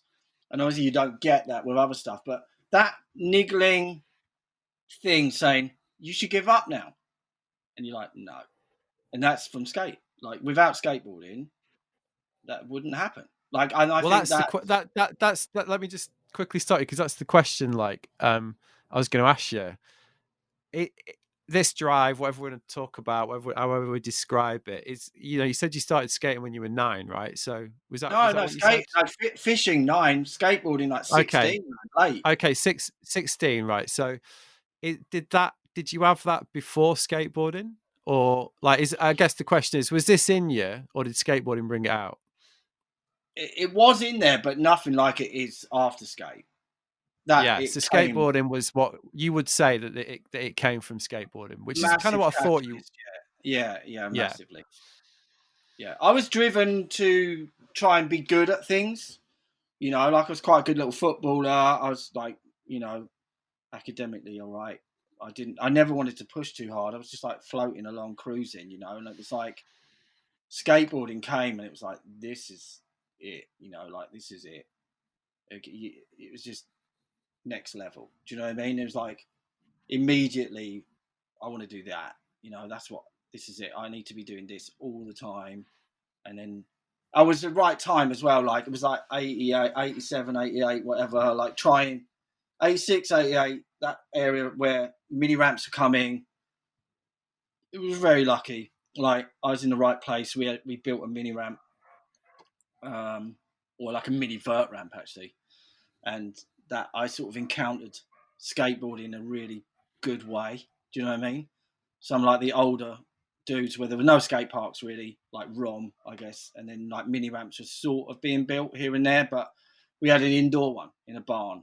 It was just like we built it and it was good, and we added to it and it was just the sessions there were insane. It was just a breeding ground for like I guess it was more like it was so performance based in there. Like no, that was like it was a real atmosphere. You know, the bullshit that you see on the Dogtown movie, and it's like, oh, there was like this real performance. Like if you didn't like it, get the fuck out. It was like that in there, and no one knew anything about Dogtown. It was the same thing. It was exactly that. Yeah. Like, what are you doing here? If you're not going to kill yourself, you know, like let's go. This is what we do. And then, like snake sessions were insane. It was a great, like it was the best thing to learn. You know, it was like if you're not here to do it, don't go, don't be here. You know, and I met loads of like I still got loads of good mates from that era, and met like I mean that's how I got into snowboarding through that ramp. You know, it's crazy. Like I was totally anti snowboarding for like 3 years at least. Like just that's another question actually, because obviously skaters generally think snowboarding's fucking lame, but obviously you really, you know, you did seasons, you got stuck in. So I did where seasons. yeah, and that. I thought it was lame. Trust me. Well, I Like mean, it's just a thing, you know. Like all skaters think snowboarding is lame. yeah, Like so, like. yeah. Well, but you And they do fully. it, and they're like, "Fuck, this is amazing." Well, fuck, this is easy. Yeah, and amazing. Yeah. No, so how it came about for me was, so we skate the ramp, the pig shed in Colchester in Essex, and we'd get, because there were no ramps, people would come from all over the place. So we'd have like Phil Young and those dudes from Harlow, Darren, and those guys would come sometimes. And then we'd have guys from Cambridge come in. We'd have guys, even like Jagger and that from up like Midlands would come down sometimes. And then it was rare. There was not good ramps indoors, and people would come and just randomly turn up. So, and Phil was snowboarding then, and he would mention, "Oh, you should go snowboarding. You should go snowboarding." And I was like, "Nah, fuck that. Like, I'm a skateboarder. Why would I want to do that? Like, it's nowhere near. Like, I was like the way I learned to skate is not how you learn to skate. So, like, I could do inverts before I could ollie up a curb. Like, literally, I'm still scared of ollieing up a curb at high speed. You know, like I'll do an invert on a vert ramp with no pads, Yeah. but I'm got right running at a curb fast, going, "Fuck, I might hang this." You know what I mean? Like, that's how my brain works. Like, yeah, I learned to skate in a completely wrong way around. Like, it was like, I want to learn those tricks. Why do I need to go on the street? This is just before street really came. Yeah, well, like you said, it's good. It's a great time to get into it, isn't it? Because it's just before like that. Because I started skating 3 or 4 years later, when it was basically like street skating. You know, we didn't have any ramps nearby, so you would just like, right, let's ollie up a curb. You know, like it's just a different way in completely, isn't it? You know, 100%. So yeah, I could do airs and inverts, and I couldn't ollie up a curb. Do you know what I mean? That's hilarious. Like, yeah, it's crazy. You know, like I was like doing gay twists and I couldn't even ollie. And like all I could ollie was like this high. It was like 2-inch ollie. But yeah, so getting back to the snowboarding thing. So Phil would go. Phil, I don't know whether Phil was doing seasons then, but he would go snowboarding, and Darren and those Rennie. I think like there was a few of those dudes. They're really cool guys. A bit older than me, not much, but like they would come and they would always mention it and go, "Oh, you should come snowboarding." I was like, "No, no." And I guess it was like 2 years, and then the real reason I ended up going snowboarding was randomly because of Justin Allenson. Do you remember Justin Allenson? Yeah, I remember Right? Justin. Yeah, I mean, well, proper fucking legit. Yeah, legit as fuck. So UK legend. yeah, so he would come and skate our ramp sometimes, and this is like early days, not early days of our ramp, but like early days of mini ramps, really, when people were really learning trick, you know, like Ollie Blunts was starting and that sort of stuff. And he would come, he was coming regularly. I think he lived on the airbase or near the airbase or something like that, over in Watersham or wherever, Cambridge, I don't know. And he would come, and I remember him saying one day, he was like, "Oh, you should come snowboarding." And I was like, "Nah, fuck that." And he was like, "I'm going to go and do a season." I'm like, "What's that?" He said, "You should come." And I was like, "What is it?" And he was like, "I'm going to go and live in Chamonix, just live there and snowboard." I was like, "No fucking way." And he was like, yeah. And I was like, "Nah." Carried on skating, left it. And I would say, I don't know, 6 months, maybe, might have even been a year, I don't know. Like a while later, I went to this random, I go past this shop all the time. It's quite near where I live.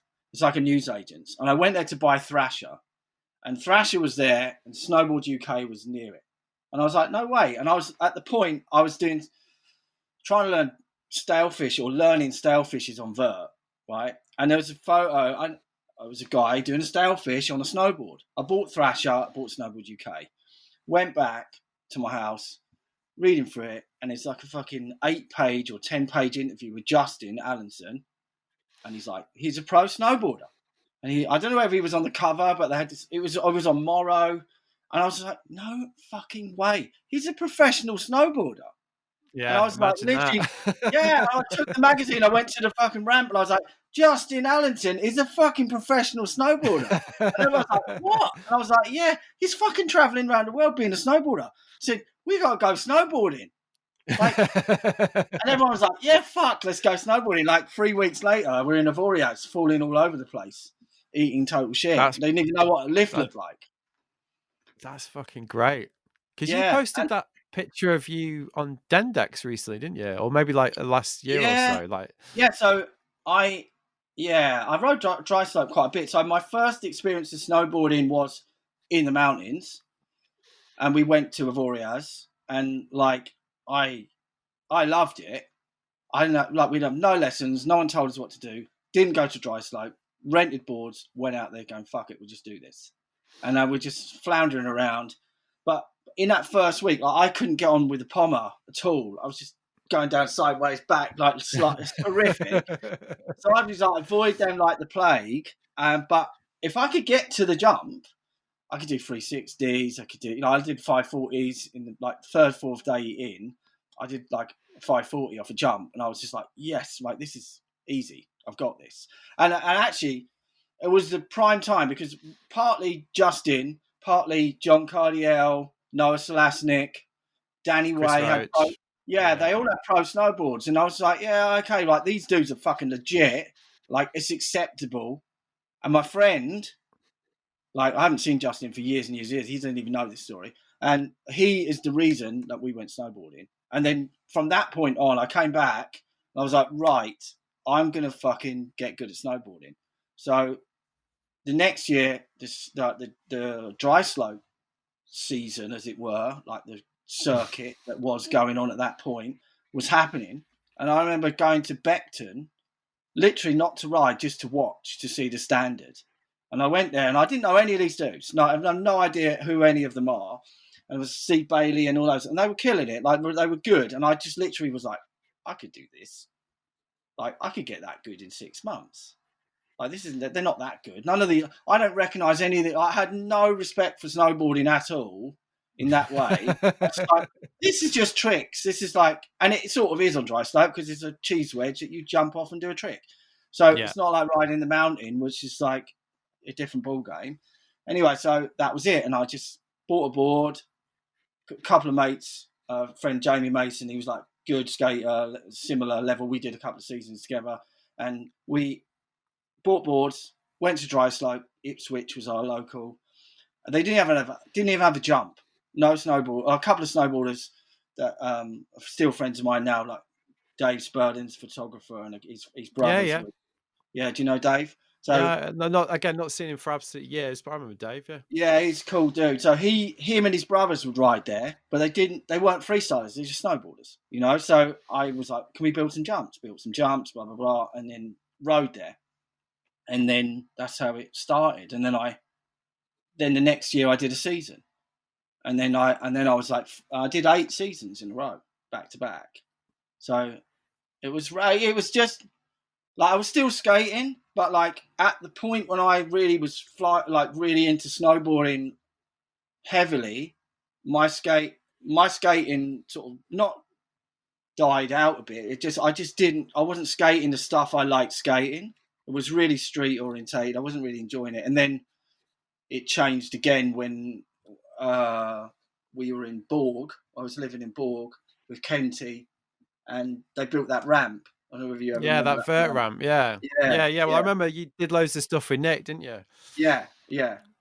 And that place, that changed it again for me for skate, because I'd sort of become more of a snowboarder than a skateboarder at that point. I was still skating, but not anywhere like I did after. And then we arrived one season in Borg. I think I did like 4 or 5 seasons in Avoriaz Morzine, and then 4 in Borg. So we arrived in Borg, and someone was like, "Oh, there's a ramp in a barn." We're like, "No way!" We went down there and looked through the window. And I was like, "Fuck! It looks perfect. It looks amazing." So we went in the first night they opened it, and all the French guys who were there, Nico and those dudes who lived there, they didn't skate that ramp. They never skated a ramp that big. They were like coming off that tiny little park in Borg. They were like, right. Do you remember that little concrete one? That little concrete one, yeah. Yeah, which is little fun. Tiny pyramid. Yeah, the little flat bank and the little pyramid thing, didn't it? Yeah. That's right. And a really flat quarter pipe. Fun little thing, but like there's not much similarity from that to a mini vert ramp. So we went in, and then it was pretty clear at that season. I think Jamie Dring, I don't know if you remember Jamie, but he's I remember him. Yeah, Barry and Jamie Dring, brothers from Leon C, used to skate that park with us, and they're both good skateboarders. And Jamie was living there, and I was living there, and we both skated together quite a lot back in the Leon C days, and both of us are capable on that type of ramp. So we started skating. They were like, "Whoa, you two can skate this fucking thing," and we're like, "Yeah." Like they were like, "You need to teach us how to skate it, and then we'll let you in for free," because you had to pay at that point. And then that was it. Like so, it was like snowboard every day, skate every night. Snowboard every day, skate every night. And that I got my act together basically again on a skateboard. I got not my love for it, because I always loved it, but it was like it was able to skate how I like to skate. You know, fly around, put your hand down, go upside down or whatever. And then every day going snowboarding with Kenty and Dave Cracknell and those dudes. It was great time, and it really. And then just after that, I guess that was probably 98, 99, maybe 2000. And then we went to Marseille, and that changed everything as well, to the comp where Cardi Ball Riders. Oh my God, yeah. That changed my entire mentality towards skateboarding. And that's sort of why I pretty much knocked snowboarding on the head. Right. I was like, I need to do that now. I need to do that, because I'll be able to snowboard for a lot longer than I can do this. Do you know what I mean? And it sort of changed my mentality of being like having a good time. I was just like, I need to skate like them. That's what I do, and I need to do that, and that's what I did. So, but it was great. It was great. Like, yeah. So it was a pretty reluctant. I didn't know that about Justin. That's so funny. I knew Phil. I knew, because obviously I chatted to Phil before we were speaking, and he said, "Oh yeah, like Pig Shed, like snowboarding, ask him about that." But I didn't realize the Justin connection. That's funny. Yeah, he wouldn't even know that. He has no. I've never said that to him. I've probably only seen him like twice ever since that. I heard he lives in like Dubai now or something. Is he? Like, yeah, I think so. So what I was going to ask you as well is, so I did, obviously when I do these, I usually chat to people about, just to get some ideas of questions and stuff. And I chatted to like quite a few of our mutual friends, and the mentoring thing comes up a lot, about how, I chatted to the Cracknell boys, for example, and they were both like, looking back, he was a total mentor, really, at a good time in my life. And quite a few people said that. So I guess I got a couple of questions on that. The first one is, when you were talking about those early years, who were your mentors? Who were you looking up to, and who was giving you that? Nobody really, I don't think. I'm trying to think that whether there was anyone there. I think that's why that's why I've been that guy, because I'm like, I fucking wish I had that guy. Do you know what I mean? I don't think there were there. Like in 1988, no one's saying you can be good at skateboarding. Everyone's like, you're a dick. That's it. Like, you're a dick. Why are you even skateboarding? You're like 18, 17. Why are you still doing that? It's for kids. Like, it's not like now where people accept that. Like I guess there were dudes that I looked up to going, he's a fucking rad guy, like on a skateboard. But no one was telling you could do it, No one at all. And I think that's probably why I've sort of ended up being a bit of that guy for some people. I do also think it's nice that people would say that they felt I was a bit of a mentor, but it's also worrying because they should have had better mentors than me. But well, you're always gonna say that, though, aren't you? But yeah, but like, I think that because I just felt like I know what I could have done had I have had that, and I've seen what I've done to other people. But actually, what that is, it's actually quite selfish, I think, because going back to the ramp, like the pig shed, like the atmosphere in that place was fucking electric, and it was like, you're gonna get it or you don't even drop in. Like, there was like everyone was friends there, but everyone was out for themselves, and it was like performance. Whoever was getting it on the day, like, it was good. That was where my mentality comes from, and like that atmosphere and that, like, even now, like some of the dudes from that ramp rebuilt a ramp this year. They're nearly 52, and like, it's been like, they're like, all we're trying to do is bring back the barn. What the barn was like. These dudes like haven't even skated properly for like, they have not been like me. Like, I've skated all the way through pretty much, and some of that points were like fairly high level of skating, but these dudes didn't. Like, they literally dropped off the face of the earth, got into chemicals, and off they went in the rave scene and never came back. And now they're like built this mini ramp, and they're just like, I just want to do what we had there. And it's like, it's not just me who feels like that about that place. And all I've ever tried to do, and I think all I'm still trying to do, is recreate that around me all the time. Do you know what I mean? So, like, people would see me as being a mentor, but I'm not. I'm just trying to get them to the level where I need them to push me forward. Do you know what I mean? So that's why you say it's selfish. I think it's selfish. Yeah, like, I see it as being like, people around me maybe wouldn't see that, but I would say that the reason, like, I see their, like, like you were saying about, you see people's potential and it's frustrating that they don't achieve it. Yeah. Well, I do that, and if they're not achieving it, they don't get in the van. Like, that's it. Like, it's not like I need to do that. Like, and I think, and that is really selfish. Like, when you think about it and you think about how that comes across, you're like, what a wanker. Do you know what I mean? Because he's like, why would you? Yeah, but that's how it works for me. And also, I think it's really beneficial for all of the other guys in the van or in the house or wherever. Like, it's a good combo. Like, that energy it's hard to replicate. Like, you've probably been in skateboard sessions and snowboard. I don't know whether that, like, I'm not a good enough surfer to know whether that happens in surf, but like, I know you can't, like, in skate, you can't hide. You cannot pretend you're good at skateboarding.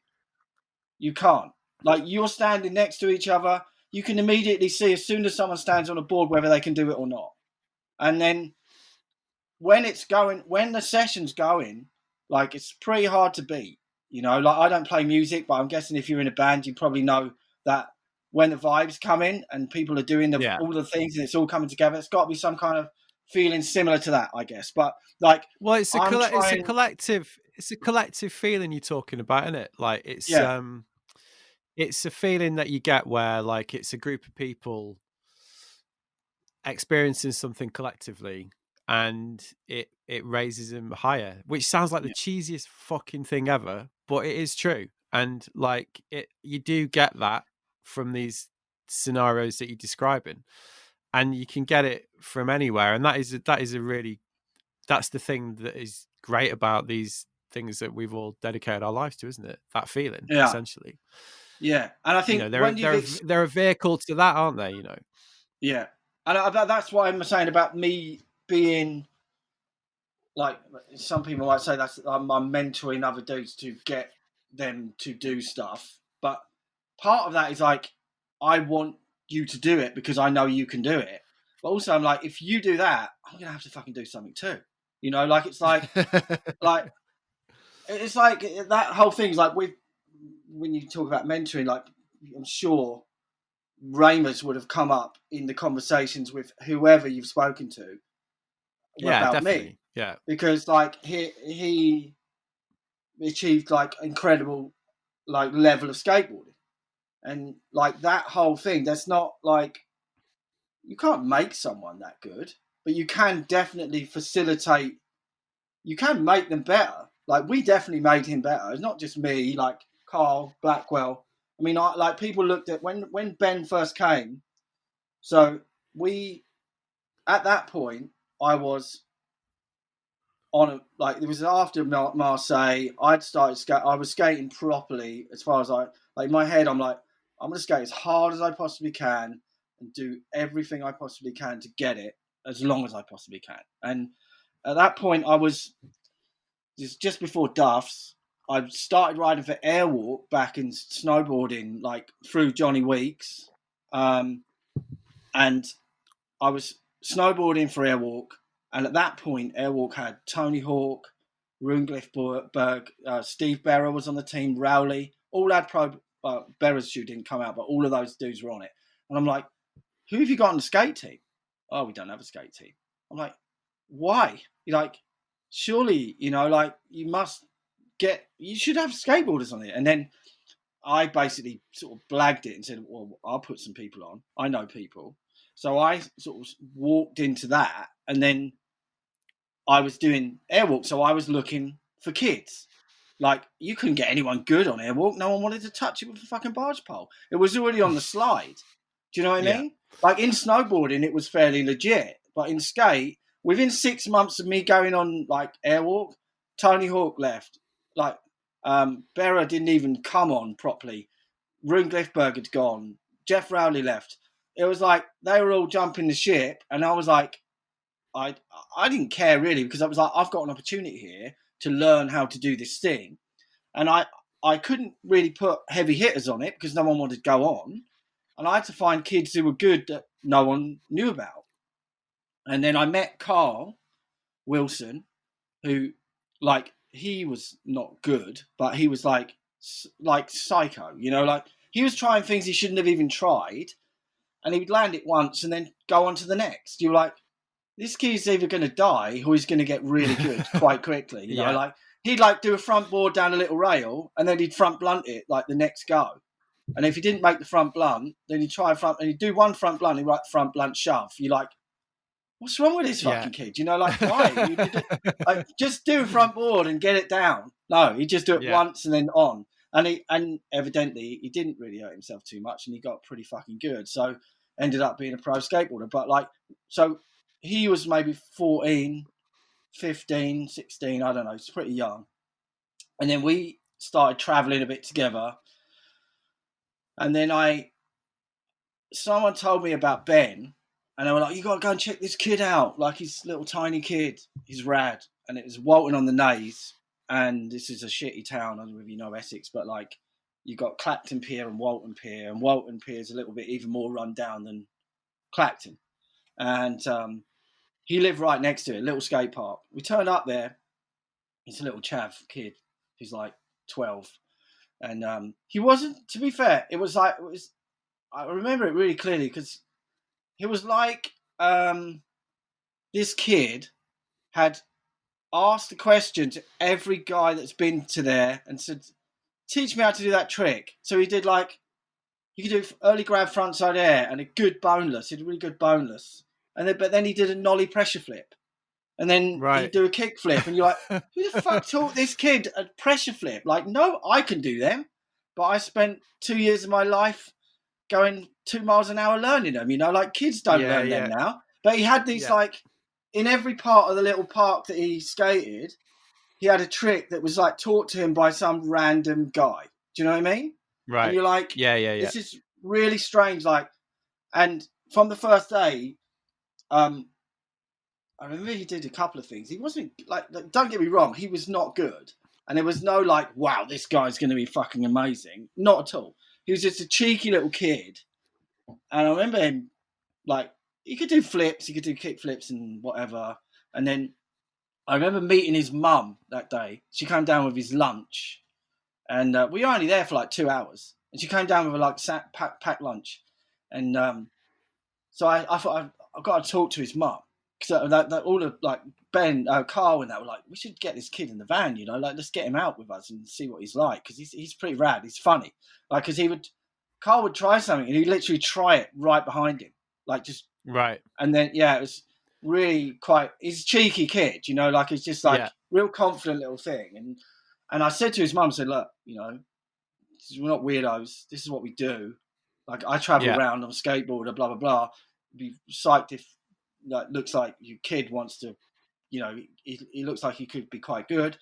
If you're cool, he can come out with us a couple of times and see how he goes. Because we did it with few kids, like younger kids, where they often freeze, especially at that stage where we were really getting stuck in. You turn up at a park and go ballistic, It wasn't like we were there to cruise around. We were like, right, we're going to get there. We're going to shut this fucker down and leave, like that's what we're going to do. So a 12-year-old kid might well go, I'm just going to sit down with all the other 12-year-old kids and watch these lunatics do their thing, and then I'll have a skate afterwards. But he never did. He just saw it was like, oh, they're my mates and they're going to skate, so I'll skate with them, And it was like, it was amazing because it was like after the first couple of times he came out, he was basically looked after by us every weekend. We'd pick him up on a Friday and drop him off on a Sunday night. And he was just with us for then the next, I don't know, 5 years, 7 years. And we turned him into a fucking beast. It was like having a Frankenstein's monster, but like just going, he was like, how do you do that? And you'd be like, just like, so you grab there, do this, whatever. And then like 2 goes later, he's doing it better than you can. And then like, we'd leave him. Like I remember, because it was strange, he had like an eating disorder where he'd be sick. Really? Yeah, he had an eating disorder. Like his mum was like, he's really angry. And I'm like, now knowing his background and, he had a lot of shit going on, Ben, from a really early age, His mum's sort of borderline alcoholic and his sister and his brothers are like sort of looking after themselves. It was tough for her, tough for all of them. And all of them living in a little 1-bedroom flat, prospects don't look good. So for him to do all of the stuff he did was incredible. And in the background of that, it's always there. And I remember we would literally pick him up because he was in there full time. And I'd pick him up on a Friday and we had to literally chuck him over the fence on a Sunday night because we'd always be too late. And we'd be like launch him over the fence into this little centre which looked after kids who are with eating disorders. And because we were like, mate, you've got to sort this out. Like he's 13 years old, 14 years old, and we're like, so what? Essentially, bulimia, like? Yeah, it was sort of like that, but not. Yeah, it was a similar thing. To be honest, I don't know what it technically was called, but he wouldn't be able to keep food down. It wouldn't be like he's sticking his fingers down his throat, but I think partly with adrenaline with skate as well, and he was angry. Like he wasn't angry with us, but he was just like fucking. He wanted it bad, and it was the right time for him to be around us. Yeah, and we were like him but older, and it gave him like an outlet that he could be him and not be this pain in the arse for his mum, just this angry little kid that luckily found skateboarding and then found the crew to drive him around and let him be him, you know. And he just I don't know what it was, but he did sort it out. Like he wouldn't eat enough, or he'd eat bad. He had no education on that. Like he didn't have any of that, so he didn't have the support network, and we became his support network. You know, me especially, because I'm the guy with the house and the car, and the other and the crew were like his brothers as well. Like we were like his brother and his dad all rolled into one, really. So but it was no like, I don't know, like people would go, oh yeah, well, because I was the guy that turned up with him. I was like, we knew what we were creating. Like we knew we were making a monster with him. I was going to say, like, that was what I was going to ask you, like, because obviously what he achieved is, you know, so remarkable. Like, did you early on? Were you like, okay, like this? Not really, not like within the first couple of weeks or months or whatever. But I was like, I've seen good skateboarders for a long time, and I can see the traits. You can spot them. You can see the traits of the potential more than the actual ability. You know, like the mentality that's needed to be really, really good. He had it for sure, and then he was around the right people, and also like I fed him all the right stuff. Like the first video I gave him was a deluxe video with TNT in it. It was like when he's like 13 or 14 or 15. And it's like, you need to see this guy because you want to skate like him, you know? Yeah. Had I given him a different video, he might have been a different skateboarder. I don't know. But like, I was like, these are the videos you need to watch. This is how you need to skate. And then we would literally leave him and go, right, work on these things. Not like a project, like do this. And then, he would literally ask when he got out of the van, he'd be like, what should I do now? What should I work on now? And we'd drop him off and he'd go straight back to the skate park and carry on. Like, we're fucked. And he's like, because he's like 12, 14, just like unlimited energy, don't want to be at home. I'll go there, you know? And I remember saying to people going, we've got the one, the new Andy Scott. You know, I would say like, he's like Andy. And like Andy Scott's best skateboarder in the world, basically. But Ben was like that. You know, you knew, like he would do things like Andy does the same, and still does. That he didn't even know he was doing it. Tom Penny does the same. Like I've skated with all of those dudes, and they're that fucking good, they don't know what they're doing. They just do it. You know, they've got an idea and it just like, I can't do that. I'm nowhere near as good as that, you know? Like, it's work for me to learn anything. Do you know what I mean? And, like, when they're... And it's an amazing thing to watch. Like, and I'm gutted about what happened with Ben, but I'm so pleased that I was able to be involved in his life and watch him become that guy. Do you know what I mean? Yeah. Because it was, I mean, you must be. It's a cheesy thing to say, but you must have been fucking really proud.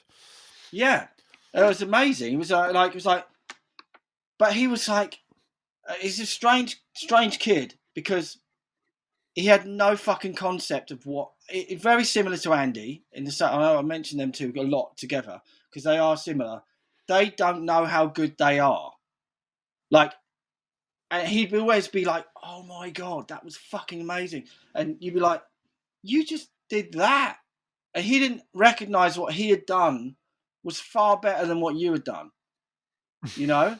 Like he had no idea of the concept of like, and it's just, I don't know, for someone who has to work for every trick like me, it's mind blowing to see that they don't understand how good they are. You know, like I remember, like there's like a purity to it, isn't there? You know, yeah, it's incredible. Sorry, go on. You're going to say. I remember, like, we taught him 540s. None of us could do 540s at that point. None of us did them, and he did it. He was 13, and I remember, like, I'm like, he's going to fucking do this. He's going to do a McTwist. And like, he's going to do one. Like, it's a tiny little vert ramp. I'm like, he's going to do one. And he did one padless before he was 14. You know, like, and you're like, and you were like, it was incredible. It was incredible. And he was just so, no ego, none. Like, you can learn a lot from him. I learned some shit from him, but he doesn't know that. He will never know it now. But like, everyone's got an ego, and you need an ego to achieve some things. And he just didn't. He didn't even get it. He didn't even care.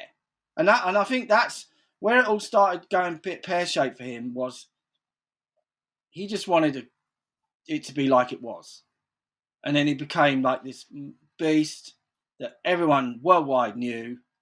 Like, he was not that guy. He didn't want to be the man. He didn't want everyone to go, wow, you know. And that's what, like, ultimately I think was the biggest thing for him mentally, and ended up with him taking his own life, was that for us, or for normal people, skateboarding is like an outlet for when we're frustrated and we just need to escape. And it definitely was his escape for many years. And then when you're a professional skateboarder and everybody who rides a skateboard pretty much in the world knows who you are, there's no escaping anymore. And now you turn up, Ben, like, even him in cruise mode doing nothing was better than 99.9% of the skate population of the world. So if he turns up to skate park and just rolls around, every fucking person says like, whoa, Ben Raemers is here. Phone out, let's film him. What are you going to do? Like, there's no escape there. There's no outlet for your frustration. There's no outlet for you just being you.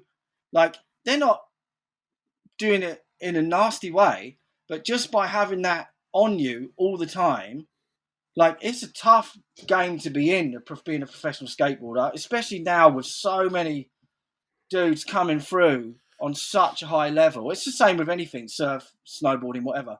Like, if you get to the level where you're a pro nowadays, you must be just looking at Instagram going, what the fuck? Because like, these dudes who you've never heard of are better than you, and you don't know who they are, you don't know where they live, they don't even have a sponsor some of the time, and you're like, I'm on limited time here, you know? Yeah. And that's hard, I think. And I'm not saying that was a factor for Ben, but the biggest factor for Ben was that escape element, I think, was long gone. You know, like, yeah, right. That's what I was going to say. So that reason that it was so good for him in the early days, once he achieved that success, basically was not part of it anymore. Yeah, and that's the biggest thing, the most important element of doing it, really. Like, it's great that you get good, and it's great you earn money, and you're great you travel the world, but ultimately we're all doing it for the selfish reason of you want to do it for you. You know, you might well do tricks for people and for money and for the video part or whatever, but you still really, what you can tell, you know, I think that you can tell when you're not doing it for you, you know, and I think that's tough. Like, and I think, like, we were really close, and I think that when he came closer to the end of his life, he kept us all at arm's length on purpose, because we'd call him out on that shit. We like he kept us away for the last couple of years quite a lot. We weren't anywhere. No, I mean, to be fair, he had 10 years of traveling around the world with the other guys, so we weren't like a tight unit like we were for the first 10 years of his skate career. Do you know what I mean? Or first 7 or 8 years. So, but he would always come back and skate with us, or we'd hook up and go places or whatever. And, you know, you can see hindsight's marvelous, isn't it? You can see patterns, and you can see how you could get there and how he could end up where he ended up. And it's just it's a tragedy that it did end up like that. But hopefully, with what Lucy, his sister, and everyone's doing with the foundation, it's gonna. I mean, that's the biggest thing. It's like something positive's got to come out of it, and that has got to be it. And it is, and they're doing a fantastic job. And it's it's great to see so many people sort of backing that, you know. And she's done, like Lucy, his sister, she's a bit younger than him, and she's done an unbelievable job to keep her shit together and do what she's done. It's amazing, yeah. So, yeah, it was a real privilege to be involved in what he did, you know. I think, like all of us, it's still hard. It's still fucking hard, you know. Just even talking about it now is pretty heavy, but it's like there's so many positives of him being involved in my life and our lives, like me, Blackwell, Carl, Adam, all of those dudes who skate with him all the time, and it's like it's hard to like look at it in a negative way, but I don't know. I'm sure, but like nearly all of us now have got some kind of involvement with some guy or some girl who's taken their own life, and it's a fucking frustrating thing to deal with. Yeah, well, there's a lot of guilt. There's a lot of guilt as well. I found, like, you know, a good mutual friend of ours also took his own life, Nelson, obviously, and yeah, you know, I was good friends with Nelson, and I just felt really. I mean, it's not logical at all. You know, it's not rational, but I just felt really, and it must be really common. I just felt really guilty because you know, when I look back and, like you say, hindsight is a really wonderful thing. But I just there was a couple of occasions that suddenly made a lot of sense, you know, that I just hadn't clicked at all. Yeah, you know, I'd had a couple of situations where when it unfolded as it did, I was just a bit like, fuck, you know. But that's silly because you know, obviously anything I could have done in those situations probably wouldn't have made any difference to what he was ultimately going through, you know, to take such a sort of momentous decision. But yeah, man, when you're close to people and this happens, it's very, very difficult, isn't it? It's not an easy thing to get your head around at all. No.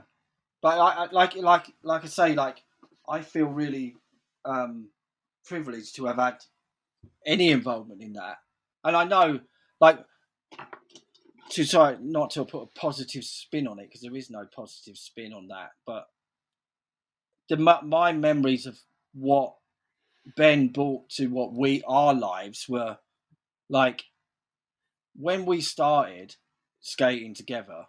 It would be like I was on a mission, and I'm the older guy. I'm the fucking guy who's the team manager. Like most team managers don't even get stuck in. I'm like, I'm getting stuck in like I'm on the team. Like I like harder, you know, like it's like, this is my ticket to carry on doing this as long as I can. That's what I want to do. And I would initially I would be the guy who did the best trick. And then it would be Carl and me sometimes. And then it would be Ben and Carl and me sometimes. And then it would be never me. You know, as this time went on, it would be like, I did the best trick I've ever done, and it would never be even near the best trick of the day. And then it would be just Carl and Ben, and then Ben, and then sometimes Carl. And you're like, holy shit, this guy is just like firing. And we've created this beast, and he's making all of us better, and we're all skating better on a better level. And we're like, he's got to go. Like, I remember keeping him out of the magazines and not taking him to competitions on purpose, because I'm like, really? Yeah, for sure. Like, we didn't. The first thing he had in the magazine was a 14-page interview in Kingpin. He didn't have anything in Sidewalk. We held him back, and Richie Hobson shot most of that.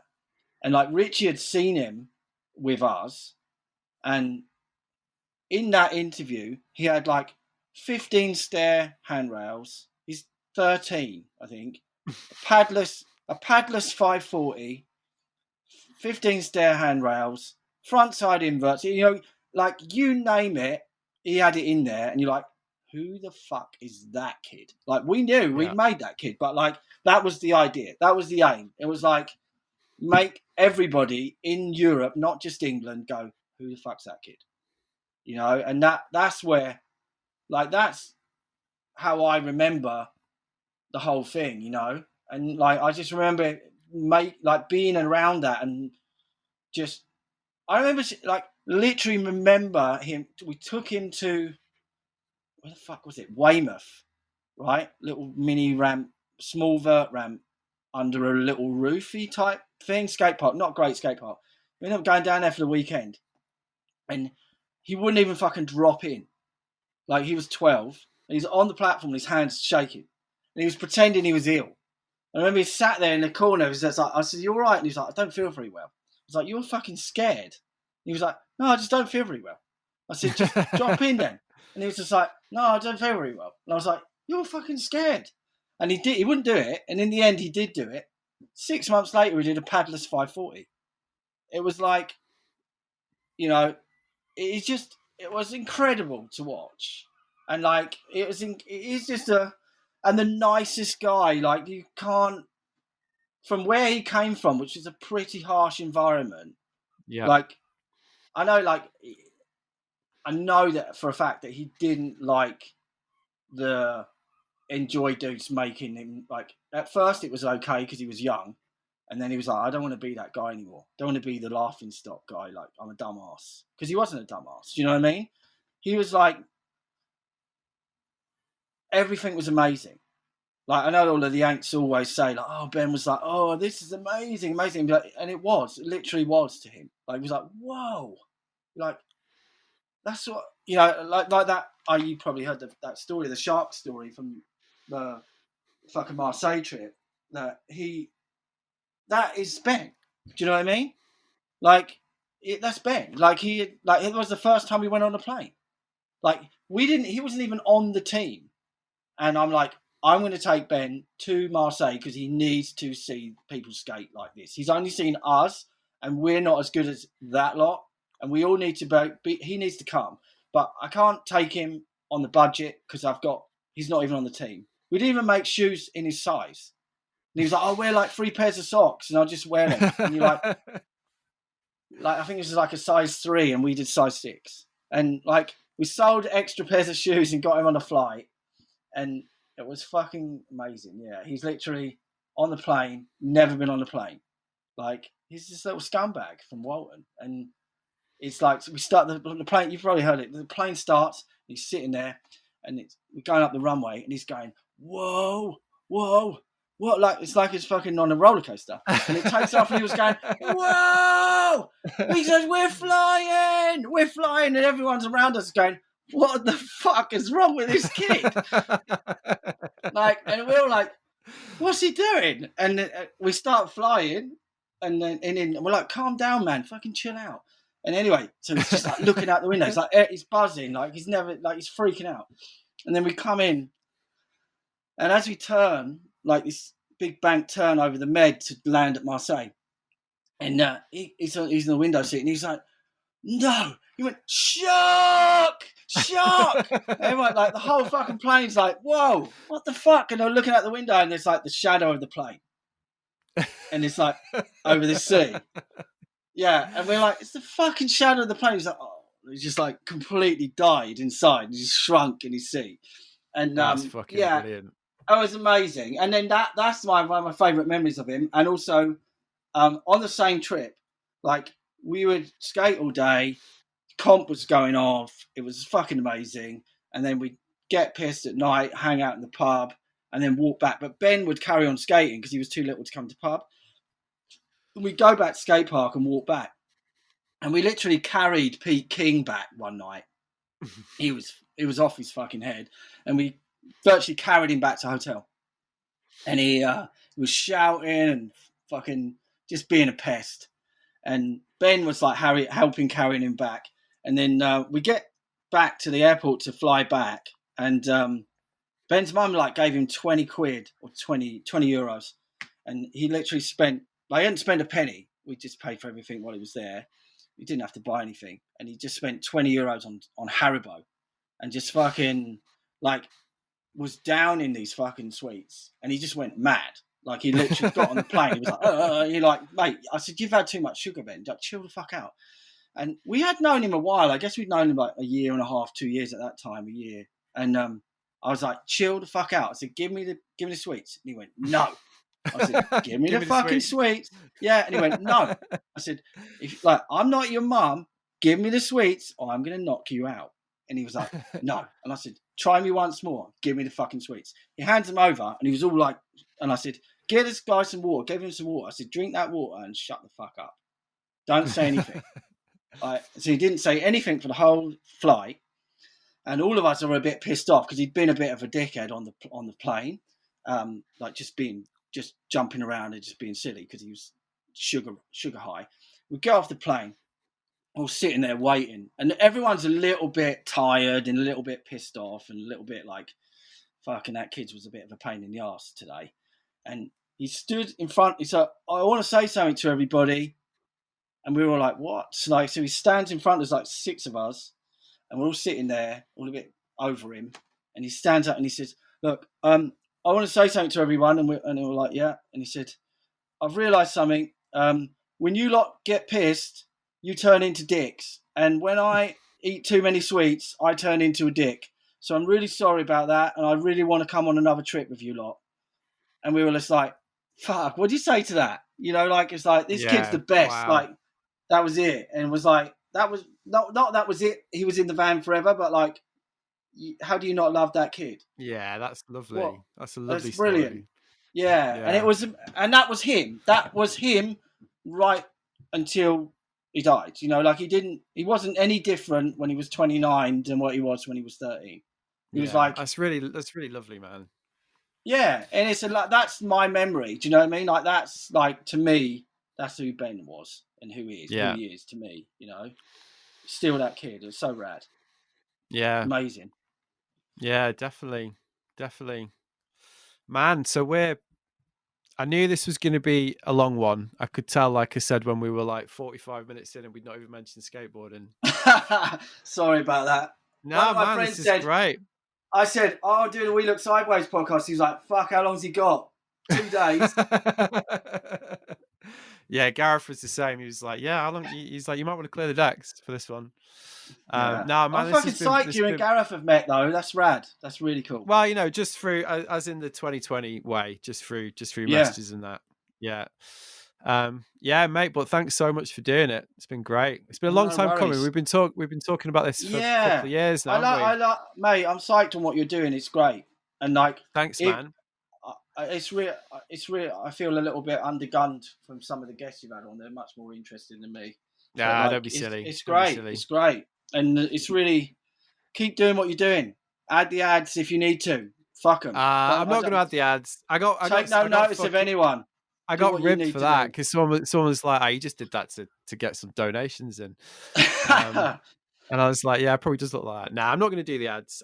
It's just interesting, isn't it? Because I've been doing it a few years now, nearly 4 years, and yeah, it's just interesting to see like what people think of that. It's always quite surprising, like how, because people are quite protective of the fact that it's got no ads. I think it's great that it doesn't have, but in reality, man, I listen to a lot of podcasts, and nearly all of them have some kind of ad, right? It's rare that they don't. Yeah. And if they don't have ads, they're subscribers, so you're paying something anyway. And at the end of the day, like, the content's the key. Your content's sick. Like, people, it's interesting stories from, like not me, but relatively interesting people outside of me. You said it. But like, yeah. But yeah. Do you know what I mean? Like, I think that's the key. Like, if your content is there, you're good. I think it's great, man. I'm like, I really appreciate it, mate. Thank you. I mean, it's doing it. Someone needs to do it who comes from the inside. Do you know what I mean? Yeah, thanks, man. I really appreciate that. I mean, it's funny because what we were talking about earlier with when you were talking about the way that you did your businesses and stuff, and I was kind of saying, like, it took me a while to learn how to approach things that suited me best. Like with this thing, I've just been pretty determined, like not to chase anything with it. You know what I mean? Yeah. Like not to be like, right, I'm gonna like do this thing and it's got to like lead somewhere. So with the ads thing, I'm pretty pragmatic about it, really. Like the way the Patagonia thing worked out was really quite nice and natural. And yeah, if something good comes up, then we'll see, really. Yeah. Well, keep doing it. Yeah, man. Thanks so much for doing it, mate. It's been really great. I really enjoyed it. No worries, man. Really appreciate anyone listening to the bollocks I've got to spout. But yeah, psyched on it, man. Keep doing what you're doing. Love it. So there you go. That was me and Munson. I hope you enjoyed it. What an absolute legend, eh? And what a brilliant perspective. Like I said at the beginning, I'm really, really grateful to Mark for coming on the show, and also for the kind words about this thing that I'm doing, and also just for being so open, especially about Ben, which I think you'll agree was a really lovely, poignant and beautiful, affecting listen. Thanks, Mark. Next time I'll come up to Essex and you can take me carp fishing, eh? That should be a laugh. All right then. Housekeeping corner. And yeah, it's book time, really. So at the end of the conversation there, we were talking about brands and ads, and that was all inspired by a chat I started on Instagram about that, which turned into quite the debate, really. I'm really enjoying the way the chat unfolds on Instagram at the minute. I'm over at We Look Sideways if you want to follow and, get involved. Send me a message. Plenty of people are doing that at the minute. Be warned, I do share them on stories, which is how these debates keep kicking off. But yeah, anyway, I've been asking people if they'd give a shit, basically, if I did proper ads on this show or started working with more brands. Not because I'm going to start doing the old Squarespace bollocks, but, like I was saying to Mark, I've been thinking about it for a while, and there's got to be some interesting way of using this platform to work with brands. And all of that leads me to, segue alert, the book update, which I just mentioned. Now, I can't even remember last time I talked about this on here. I'm going to be honest though, things have shifted on quite significantly. I know that much since I did last talk about it. To recap, the book is called Looking Sideways Volume 1. It's by me and Owen Tozer. I'm going to guess it's 250 pages. I can't actually remember off the top of my head, but it's between 250, 300 pages.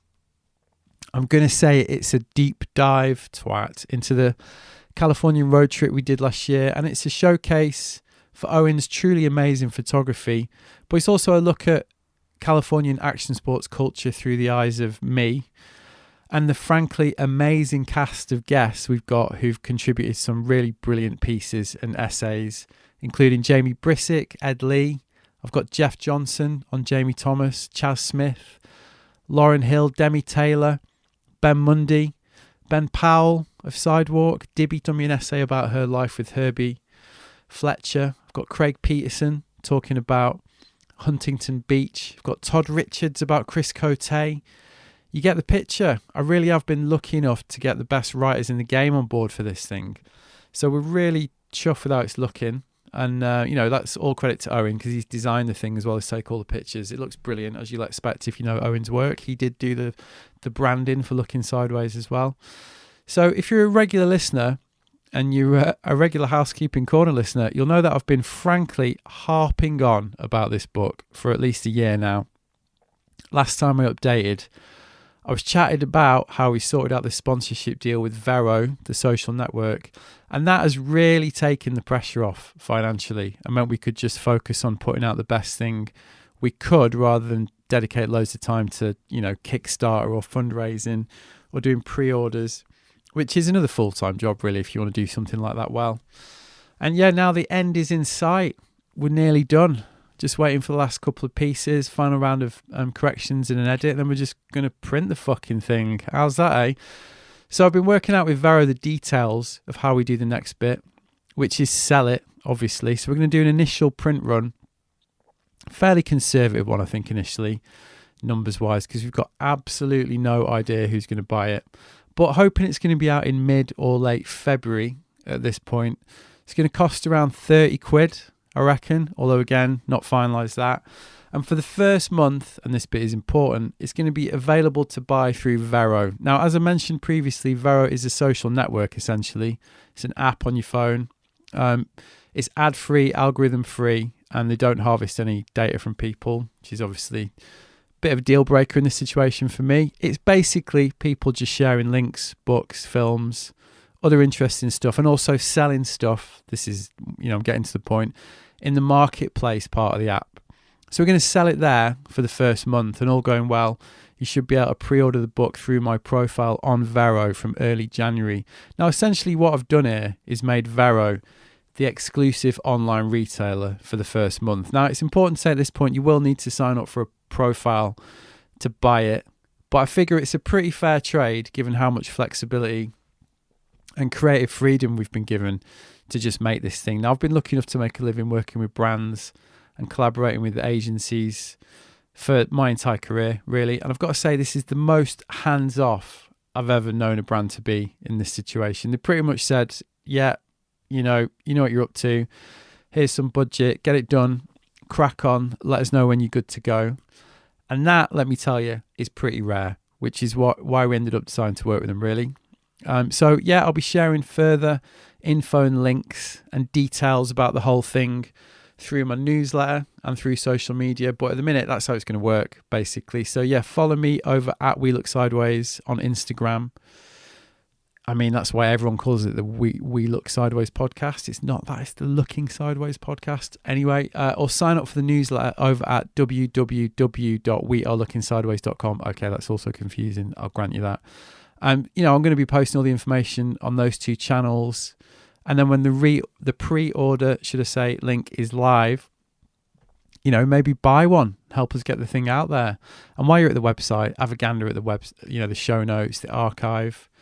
While you're at it, segue alert indeed. All right, that's it from me. Big thanks for listening as ever. And to Munson the legend for coming on the show. I'll be back next week. See you then. Nice one.